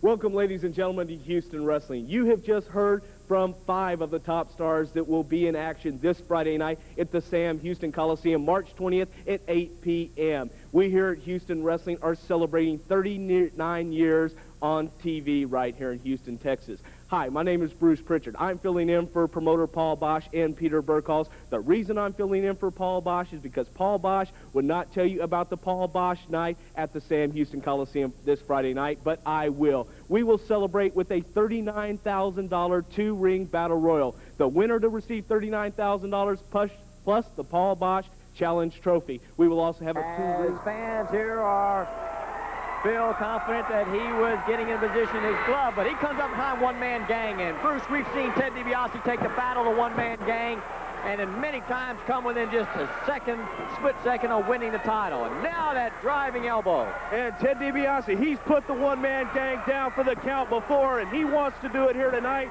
because if he can do it here tonight, he'll get that UWF title match here in the Coliseum on the 20th. DiBiase chomping down on the head of one-man gang. And, of course, DiBiase is going to take advantage of every opportunity to get his hands on General Skandor Akbar in this particular battle. That's right. It doesn't matter who they beat. If they beat the gang or if they beat Akbar, that man will get a title match. Referee Tommy Gilbert counting out one-man gang. You have a 20 count as you're outside on the concrete floor. Remember, this is one fall to a finish. And if Steve Cox and Ted DiBiase win the match, whoever scores the fall gets a shot at that man you're looking at in your picture, that giant of a man, one-man gang, 498 pounds. He's so big, the belt won't even go completely around his waist. No, the one-man gang is a true heavyweight. He's what some people call a super heavyweight, but over that 200-pound mark, they're all heavyweights that are one category. And General Skandor Akbar now, looks like he wants to get in that ring, and Ted DiBiase is ready and waiting. Well, then last-minute strategy being talked over by the General and one-man gang. We'd like to, again, urge Houston Wrestling fans that Friday, March 20th, that special ticket price and that super spectacular is for that night only here at the Coliseum. Get your tickets early. If there's going to be any evening or any night of Houston Wrestling action in 1987, you're going to be here at the Coliseum. That's the night to make your plans to be here two-ring battle royal will not be seen on television, and so you want to see that tremendous battle between 22 superstars battling in two rings at the same time. What an event it is for $39,000. And now we see General Skandor Akbar wasting little time and getting in the ring while DiBiase was down. But now DiBiase's back. And DiBiase is primed and ready, and he wants that man, General Skandor Akbar, and he's got his hands on him, and DiBiase's going to let loose. Now as he takes a fight on the head of General Akbar, one-man gang was the man who came into the aid of his manager, but Ted DiBiase, he wants this match badly because he wants that UWF heavyweight title. And General Akbar, fans, you've got to remember, General Akbar was a vicious wrestler in his day. He was former North American heavyweight champion, so he can take care of himself. As we just saw him introduce Ted DiBiase right into that metal ring barricade. General Skandor Akbar and Ted DiBiase, tag team battle, one fall to a finish. $10,000 to the winner as well. That's right, $10,000 going to the winner, either team that wins. But I tell you what, it doesn't compare to $39,000 as we're going to have here on March 20th. I know I talked to a lot of the guys tonight. They said they do a lot of things to get $39,000. And everybody should remember the big celebration is Houston Wrestling on the air in Houston, Texas for 39 years. That's what it's all about. We invite you to be out here for that big celebration. We want you out here to be a part of that historic night. In the ring, General Skandor Akbar has Ted DiBiase down, but it was with a little help from the one-man gang. We haven't seen any action from the young protege of Steve Dr. Death Williams, Steve Cox, yet. But I tell you, Pete, he's got a lot of potential in that ring. Well, we've seen Steve Cox in action the past few weeks as he's turning the Universal Wrestling Federation territory upside down. And now, listen to this crowd. Teddy, Teddy, Teddy. DiBiase's a big favorite because they know that he's not only a superstar, but he's able to battle all the way when they get behind with their support. They've seen him right here in Houston come within a split second of winning that UWF heavyweight title. That's right, and a lot of times DiBiase has put the gang down, and they thought that DiBiase should be the man wearing that belt right now. A one-man gang now working over DiBiase, looking for a place to throw him and outside the ring through the ropes. As we see General Akbar now quickly jumping down on the floor.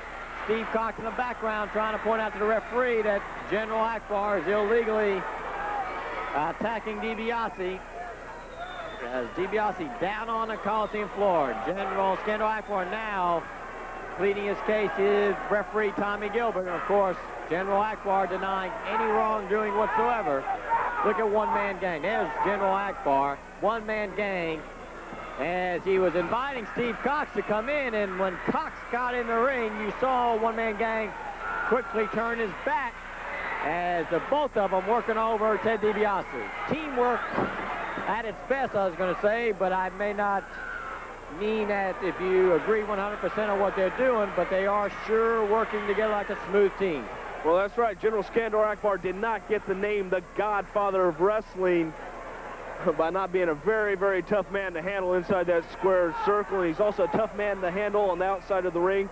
In his managerial role, he's a manager of the one-man gang of Wild Bill Irwin. Tommy Gilbert having his hands full in this battle. $10,000 to the winner. One-man gang sending DiBiase away, and oh, what a clothesline. 498 pounds coming across and knocking DiBiase down to the mat. And in comes General Akbar. You can almost sense that one-man gang knew that as soon as he had DiBiase down, it was time for Akbar to come in and get a few kicks in, and Akbar better be careful in flowing with Steve Cox. That's true, but Akbar's a tough, tough individual, and he knows exactly where he is at all times in that ring as he bears down on the head of DiBiase, and you see referee Tommy Gilbert there warning him. And DiBiase reverses it. Good switch by DiBiase, and Akbar is crashing into the turnbuckle. You see him quickly now reaching for the safety of one-man gang, and in comes the UWF heavyweight champion. In comes Steve Cox. And Steve Cox exploding inside the ring, one right after another, into the one-man gang, and a rip across the face slowed him down. Controlled and a hard slam, and then one-man gang going for a big drop, and he missed. And Steve Cox, he's all heart, Pete. He's got a lot of determination in that ring and a lot of sheer talent. He's going to go far in this game, and both men rising to their feet, and Akbar gets in to stop Cox. And Ted DiBiase fires back at him. As we have all 4 men in the ring now, it's down to 3 as one-man gang up against Steve Cox, 498 pounds, pounding him into the turnbuckle. As we see now getting into the ring, Wild Bill Irwin, another member of Devastation Incorporated. And now Ted DiBiase loaded the glove, the equalizer. We got a winner. Steve Cox is the man. He pinned the one-man gang with the help of Ted DiBiase in that glove. And they've got it. They got the $10,000, Pete. And this crowd erupted the Coliseum. 1, 2, 3. Steve Cox on top of one-man gang after Ted DiBiase pulled out his equalizer. They win the $10,000. Steve Cox wins the shot of the UWF heavyweight title. What a battle. Unbelievable. This young man, Steve Cox, he has got to be, it is unbelievable. A happy team, $10,000 richer. And also Steve Cox gets the opportunity of a lifetime to battle for the UWF title. And one-man gang is still wondering what hit him or who hit him. And General Skandor Akbar is upset. Wild Bill Irwin's upset. The entire Devastation Incorporated is upset, but the verdict stands. A victory for Steve Cox and Ted DiBiase, and a big upset here in the same Houston Coliseum. We'll be back with more wrestling action in just one moment.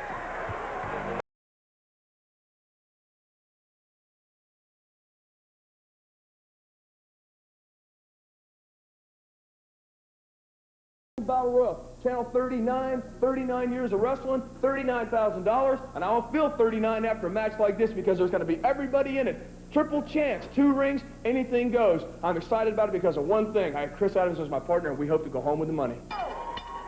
Referee Carl Fergie calls for the bell, and you are now going to watch a Universal Wrestling Federation Tag Team Title Showdown with the champions. You're looking at Chris Adams and his partner, Terry Taylor, the current champions, up against Wild Bill Irwin and the Viking. One fall to finish for the titles, and the belts are on the line. My name is Peter Burkholz, and our special color commentator for this all-important tag team showdown is none other than Hot Stuff Eddie Gilbert. And Hot Stuff Eddie Gilbert, we'd like to welcome you to Channel 39's Houston Wrestling. Oh, I'm very honored to be here. But first of all, I'd like to make a point that your champions that you're talking about here are not even deserving champions. Chris Adams and Terry Taylor. Terry Taylor was defeated in the tournament, and he came back in as a substitute. Chris Adams and Terry Taylor should have been beaten by my team, Steiner and Sting. Chris Adams has turned his back on Iceman King Parsons. This team they're not champions. I'll tell you that right now. And I think it's very important to point out right now that regardless of who wins this match, tell them. They have signed to face Hot Stuff Eddie Gilbert and Iceman Parsons on that Houston Wrestling Spectacular Friday, March 20th, Paul Bosch night here. That's the night you've been hearing all this talk about. That's right. And it's a night Hot Stuff is looking forward to because you have your shot. You know what? Not only because the big surprise to everyone that Iceman King Parsons and myself are going to be tag team partners, because the reason of that being that Iceman King Parsons to me has a great new attitude, and I really am looking forward to teaming up with them and winning the tag team titles if Adams and Taylor are successful here. But not only that, Pete, but the Paul Bosch night is very important because Paul Bosch, now I have to say this, a lot of people may be surprised, but to me, he has got to be the greatest man ever in professional wrestling, and that's the reason why I kind of consider himself along the same lines as Hot Stuff Eddie Gilbert. He reminds me a lot of me, you know, a lot of myself, so. Well, So maybe next time we might have a Hot Stuff Eddie Gilbert night. Well, could be turned into a Hot Stuff Eddie Gilbert night, especially $39,000. $39,000, 2-ring battle royal. Up in the ring, we got arm twist by Terry Taylor, and does it make any difference which team you would like to face on that night? I really would like a shot at Adams and Taylor, because like I said, they do not deserve the titles. Terry Taylor was a substitute, like I said, and Chris Adams turned his back has really shown these people what a turncoat he is.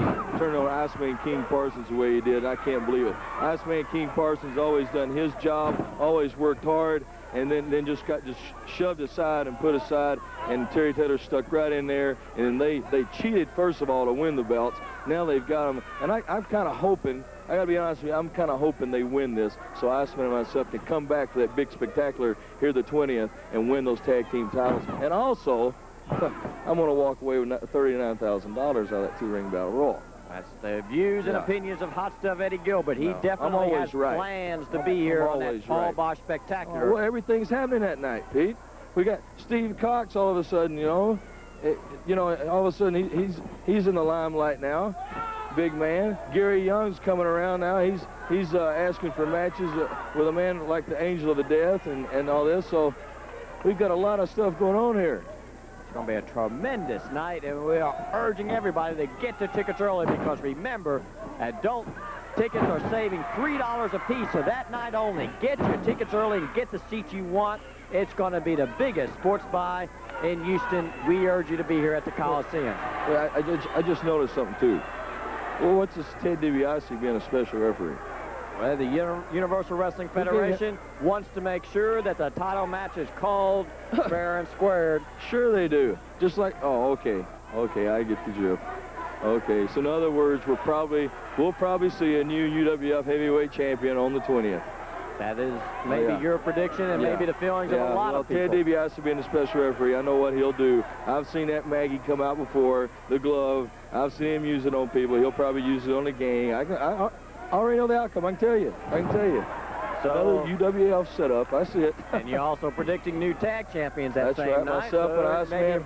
Very history-making night. Also, and also, let's not forget about the fabulous Freebirds. All three. Bam Bam Gordy is coming back to town, and they're going to be together, and they're going to keep booty.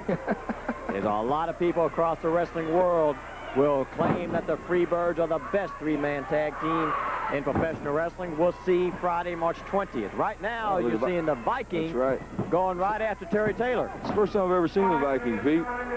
It's like a pretty big individual. 5 minutes deep in this Universal Wrestling Federation Tag Team Title Showdown, as the Viking and Wild Bill Irwin are going up against the champions, Sensational Terry Taylor and Gentleman Chris Adams, and the Viking with that elbow. This could be 2 and almost 3. Every time there's a cover, Pete, it could be. Every time. It doesn't matter.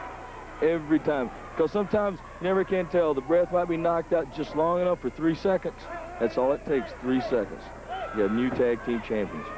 But like I said a while ago, I hope, I'm almost betting and everything, that Terry Taylor and Chris Adams win this match. Because Iceman and myself want those belts, but we want these two. We want these two right here. Chris Adams and Terry Taylor. Okay, you see reaching over and choking Terry Taylor is the Viking, and now Wild Bill Irwin. That's smart. I give him credit for that. Well, it's Hot Stuff who's endorsing this type of strategy. Well, the referee's not looking. That's okay. I mean, he's over here. See, if Chris Adams would be in his corner and wouldn't be distracting the referee, this stuff wouldn't be going on. Getting the views of Hot Stuff Eddie Gilbert. General Skandor Akbar outside the ring. He wants his hands on that tag title and belt, so that goes along right with the UWF title currently held by his one-man gang. But we've got the Viking on top, and we've got Terry Taylor again, barely kicking out. It's getting closer, Pete. A lot of fighting, Terry Taylor. He never gives up. Now, I have to tell you that. I know. Terry Taylor, he's done it all here in the UWF. Look at Wild Bill here, though. That big kick he is. Very devastating. Wild Bill Irwin, and he's got an unorthodox style, a rugged style. He likes to use those gloved fists and those big boots of his. Taylor fighting back. Setting him up, and leapfrog back over. There it is. Cross body, he's on top, 2 and almost. And as he's inching for Chris Adams. What's Irwin doing here now? Taunting Adams.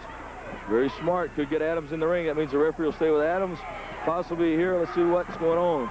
Over here. There it is. That's what. Smart. Very smart. Some of the tactics. This is smart. Stuff likes to use. Yes, the tactics. You see, I know that Iceman and myself could do this a lot better, though. You see, we would know exactly how to do this. This match would have probably been over in 2 minutes. Iceman and I would already have won the belt. Taylor's got him wrapped up. There's no referee. You know where the referee was at? He was with Chris Adams. And that was set up by Wild Bill Irwin, taunting Chris Adams, as Hot Stuff did such a great job in pointing out. And that's in tag team action, a lot of strategy. That's right. You've got to have it. Always 2 elbows missed by the Viking, and Taylor could have the chance here to get the tag he's calling. He got it, Petey, he got it. And now Chris Adams comes in, wasting little time as he's been waiting impatiently outside for this opportunity, as he's setting Wild Bill Irwin up and high in the air, and a crash landing for Wild Bill Irwin. We got all 4 men in the ring now. Let's see what happens here. And all 4 men in the ring, and sometimes it's the way you like it as well. Big collision. Whoa. Ooh. And there's what a super kick. There it is. Let's see who we're going to be facing. And it's going to be him. Iceman and myself are going to have a crack at them. That's what we wanted. That's what we want on Paul Bosch tonight. That's what we want. We want to be the champions. We want to win the $39,000, and we want Mr. Paul Bosch himself to be here to give us the trophy, to give us the money, and even give us the belt. The setting has been set for the tag team showdowns. The setting has been set for the UW heavyweight title. The setting has been set for the Battle Royal. The biggest. Paul Bosch Spectacular. Don't miss it. Be at the Sam Houston Coliseum Friday, March 20th. Get your tickets early, but most important, be here as for a history-making night of Houston wrestling action. We want all of you here at the Sam Houston Coliseum.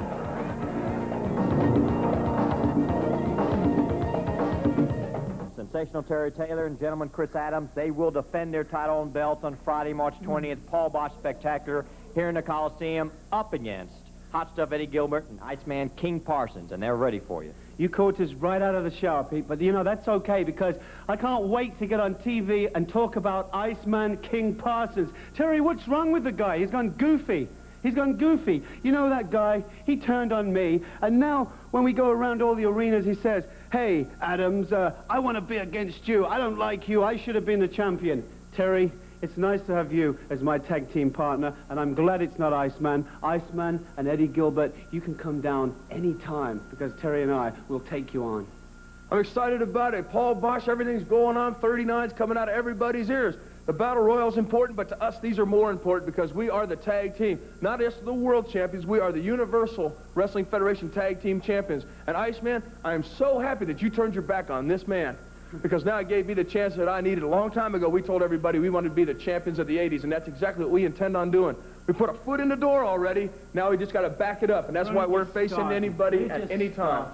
So, Iceman, you bring yourself, and Hot Stuff Eddie Gilbert, I know you always got a trick up your sleeve. You'd like nothing more than to have these. So, Iceman, you get your head on straight. You two get geared up, and you get ready, because this man and myself are geared up. We're ready to go. King Parsons, Friday, March 20th. Why don't you just go ahead and say that you heard from the ex-champions, and you're going to hear from the new champions, because, Iceman, I know you got a lot on your mind. I know that Chris Adams, because I've already stated, Chris Adams has stabbed you in the back. He walked off. He left you. Terry Taylor stepped in your place and took the tag team titles, and I just want to tell you right now, and tell all the people in Houston, and you, Petey, and everybody else, I want to tell Mr. Paul Bosch that on your big night, this man right here, I'm going to step in the ring with you because I love your attitude, and we're going to be the new tag team champions, baby.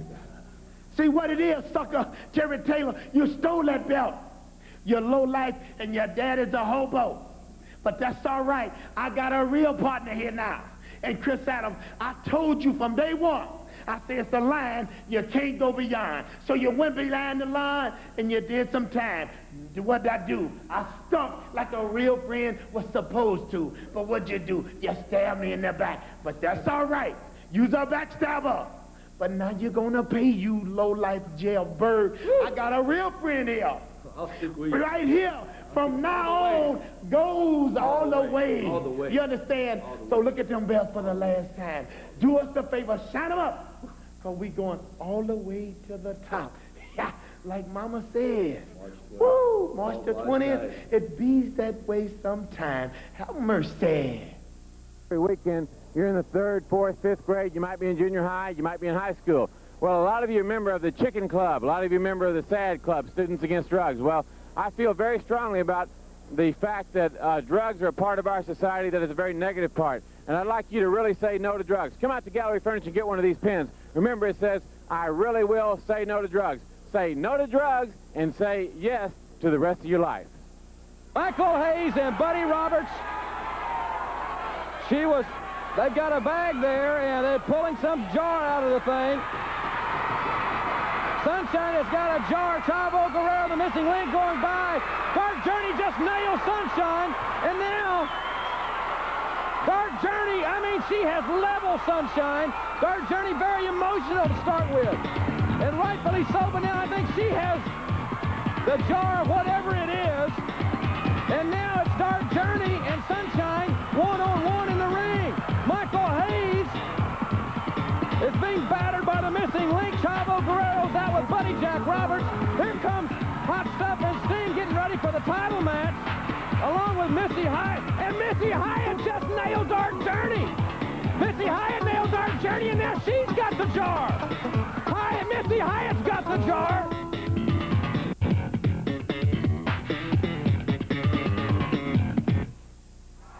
Hello again, everybody, and welcome to the Universal Wrestling Federation. You've just seen some footage of last week's encounter involving Missy Hyatt, who has left the ring, or did last week, with something in her jar. And I'm Jim Ross. Thank you very much for being with us. Michael P.S. Hayes will be doing color commentary throughout the next 60 minutes. And I think at the very top of the program here, Michael, we need to address just exactly what was on your mind and what was in that paper bag, and more specifically, what was in the jar. Well, more specifically, it's better to have a co-host like me than Bill Watts, right? I knew everybody would be in agreement. No, you see, that broad, we all know what I'm talking about, Dark Journey, who's frustrated because Sunshine's with us and she's not, keeps running her mouth. Just like Sunshine showed her a couple weeks ago and put her where she belonged, right there in the cage. Well, I just thought, and Sunshine and Buddy, we just thought we'd do her a little favor and, you know, kind of straighten her hair up a little bit, man. That's all. We're just trying to rearrange her looks. Yeah, well, there's a lot more things on your mind, I think, than that. We're going to see the Universal Tag Team Championship on the line in the hour. You're going to see it change. The new champions will be Buddy Jack and the Angel of Death. Well, that will remain to be seen. Michael Hayes will be here during the hour. We'll tell you more about what you're going to be seeing in the next 60 minutes, but right now let's go to the ring. Ladies and gentlemen, introducing from Vicksburg, Mississippi, at 225 pounds, Ken Massey.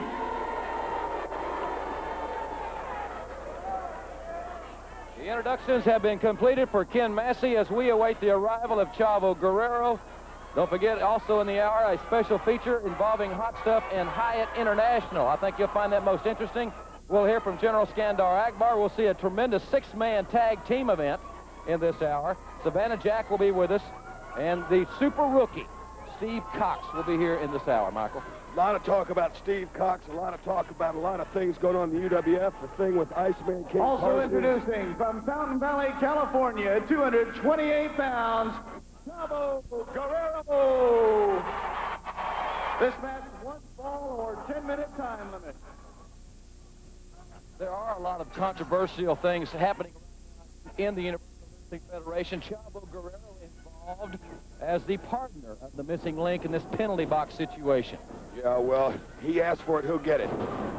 Good go behind there, takedown. Now goes to a front face lock. There's no doubt Chavo knows his wrestling. See how he's using his legs there to get leverage. Quick snap suplex. And still holding on to the front face lock. Very good move. I spent some time in Los Angeles with Chavo just a few days ago. Great maneuver. See, he has the leg hook.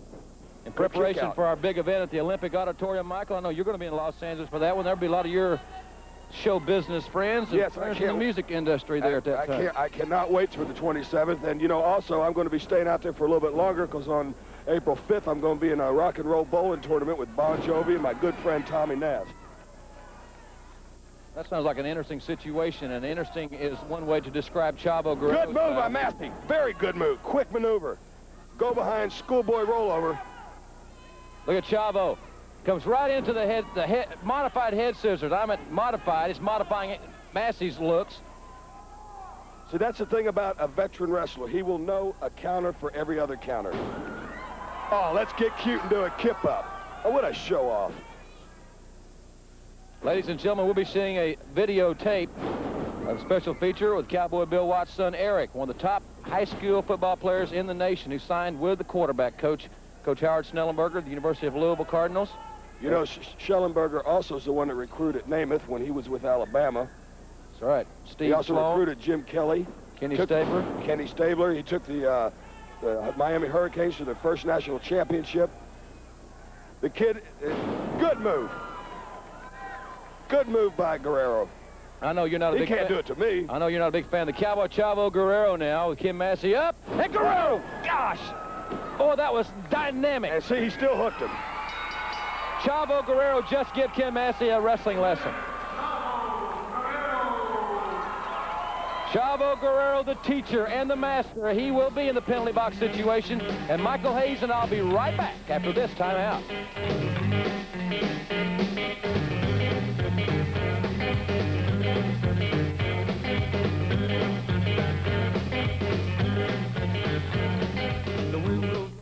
And the fans, the Universal Wrestling Federation, especially us that have grown up around Eric Watts, are very proud of this fine young man, a 4-point student, one of the top 100 football players in the United States, a blue-chip quarterback signed by Coach Howard Snellenberger. Let's see this special feature.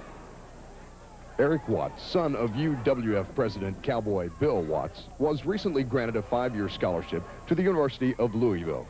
Eric played high school football for the Metro Christian Patriots, where he was a blue-chip quarterback and defensive end. His abilities don't stop on the gridiron. He also played on the Patriots basketball team and made the National Honor Society by earning a 4-point grade average. All of these qualities made him a top recruit for several outstanding colleges around the country. Ultimately, he chose the University of Louisville with Coach Howard Snellenberger. Well, yesterday, Coach Howard Snellenberger from the University of Louisville, the head coach who had coached 3 world championships with the Miami Dolphins and 1 national championship at the University of Miami, was in our school and made a special presentation to a young man and to a family, because I believe that it is a family-oriented program. This is a financial grant and aid agreement with Mr. Eric Watts and the Watts family on behalf of the University of Louisville and Coach Howard Schellenberger, that Eric would come and participate not only as an athlete but also as a student in grant and aid. All of his tuition, all of his room and board, all of his books and fees will be paid for the next 5 years. And so it's an outstanding scholarship. It's an outstanding opportunity on behalf of the University of Louisville. I want to ask Eric and Coach Randy, you come up here, and Mr. Watts, because I believe he has to sign this also to make it official.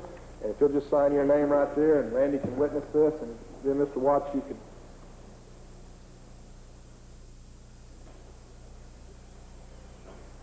Coach Snellenberger already has 1 national championship to his credit with the University of Miami. And his goal is to build the University of Louisville to national championship status and become the first coach to win the national championships for 2 different schools.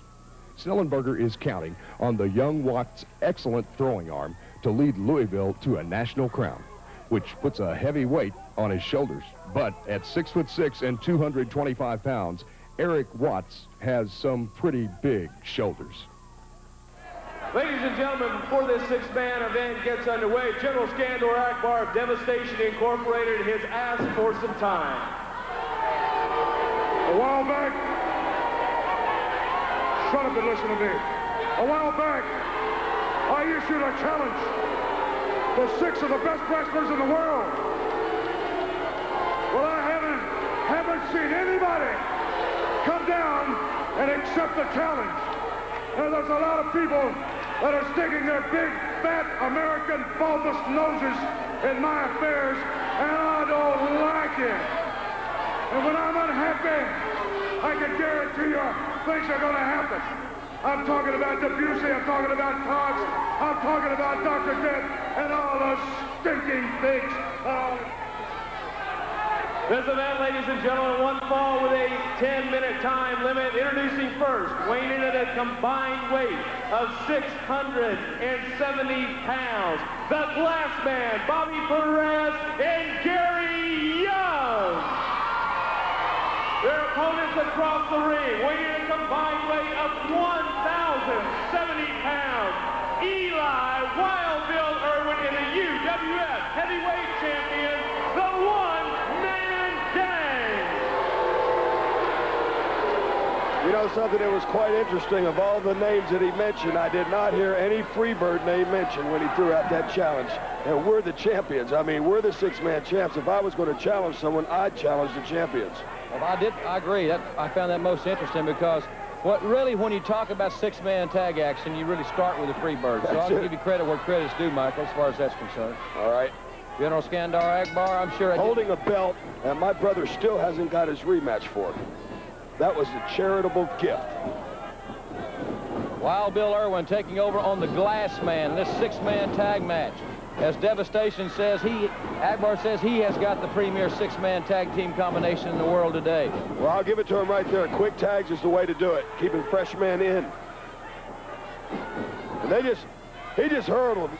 He's just challenging him. That is a move right there. It's a mental move. It's to intimidate somebody, and it's working. Combined weight, Michael, of 1,070 pounds, and the gang makes 500 of it. Well, it looks like he makes 500 of it. It's like 500 pounds of trash in a 2-pound bag, if you ask me. Another good tag. Eli's in there driving a knee to Bobby Perez. Now, see, if it was me, you can notice the bandage on Perez's leg, or my brother's. We go right for the leg. Devastation Incorporated. Akbar, I've heard Akbar claim that his team is the six-man tag champion, instead of just don't have a belt. Yeah, everybody knows who the champions are. One-man gang, along with Wild Bill Irwin and Eli, methodically taking apart this trio made up of Gary Young, the Glass Man, and Bobby Perez. To Gary Young's defense, we have not seen him in action as of yet. And there he is. And he's firing up on Wild Bill Irwin. Irwin shoots him across. Whoa, he caught him with that boot. That is something you've got to look out for. And now they bring the Glass Man in. They're just demolishing them. Boy, this is carnage. This looks like a wreck on the interstate. Akbar's, Mike, you got to give them credit. They're pretty awesome. Well, just as you said, credit where credit's due, but this ain't the Freebirds. What are they doing here now? They've got Perez on top of the Glass Man. He's not gonna. Holy man. 747 with a little help from the friends, and that they could have counted to 33 on that one, Michael. I'll tell you what, I'm glad I'm not the one that was underneath that. Akbar does have a tremendous six-man combination in Eli Irwin and the gang, and Michael and I'll be right back. We'll introduce a special feature on Hot Stuff and Hyatt International, and then we'll see tag team action after this timeout.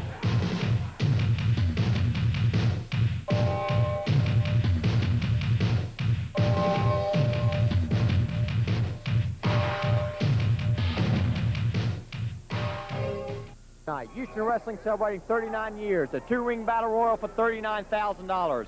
The six-man two-ring tag war. Plus the UWF heavyweight title match. You saw it right here on television.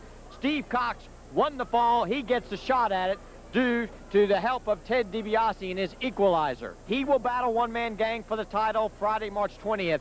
A special referee will be in charge of that match, and that special referee is Ted DiBiase. Yours truly, that's right. You know, Steve's all excited, and he's excited about having this opportunity, but at the same time, it's like he's feeling like I've just come into professional wrestling, and he doesn't quite know what to think. It's like all of a sudden, you know, 1 minute he knows he's a rookie, but he also knows, and I've told him, opportunity doesn't knock that often, and when the opportunity comes down, you've got to take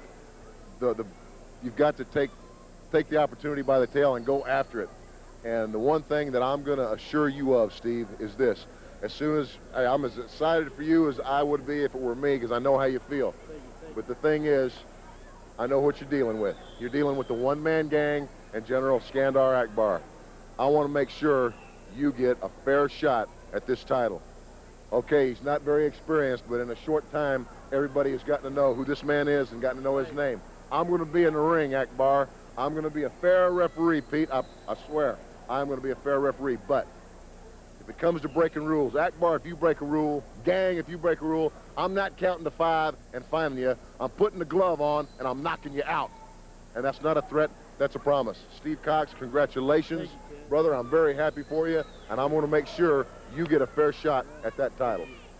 Now, we heard from Ted DiBiase and Steve Cox. Now let's hear from the General. I'm standing in between Devastation Incorporated, General Skandor, Akbar. Steve Cox gets the title shot, and the special referee, Ted DiBiase. What gives you the audacity or the authority to be a referee, DiBiase? Well, it stinks in the UWF, and I'm going to clean it up. I got a lot of deodorant. You're going to be a special referee, Teddy. I'm going to make it so miserable on you, punk.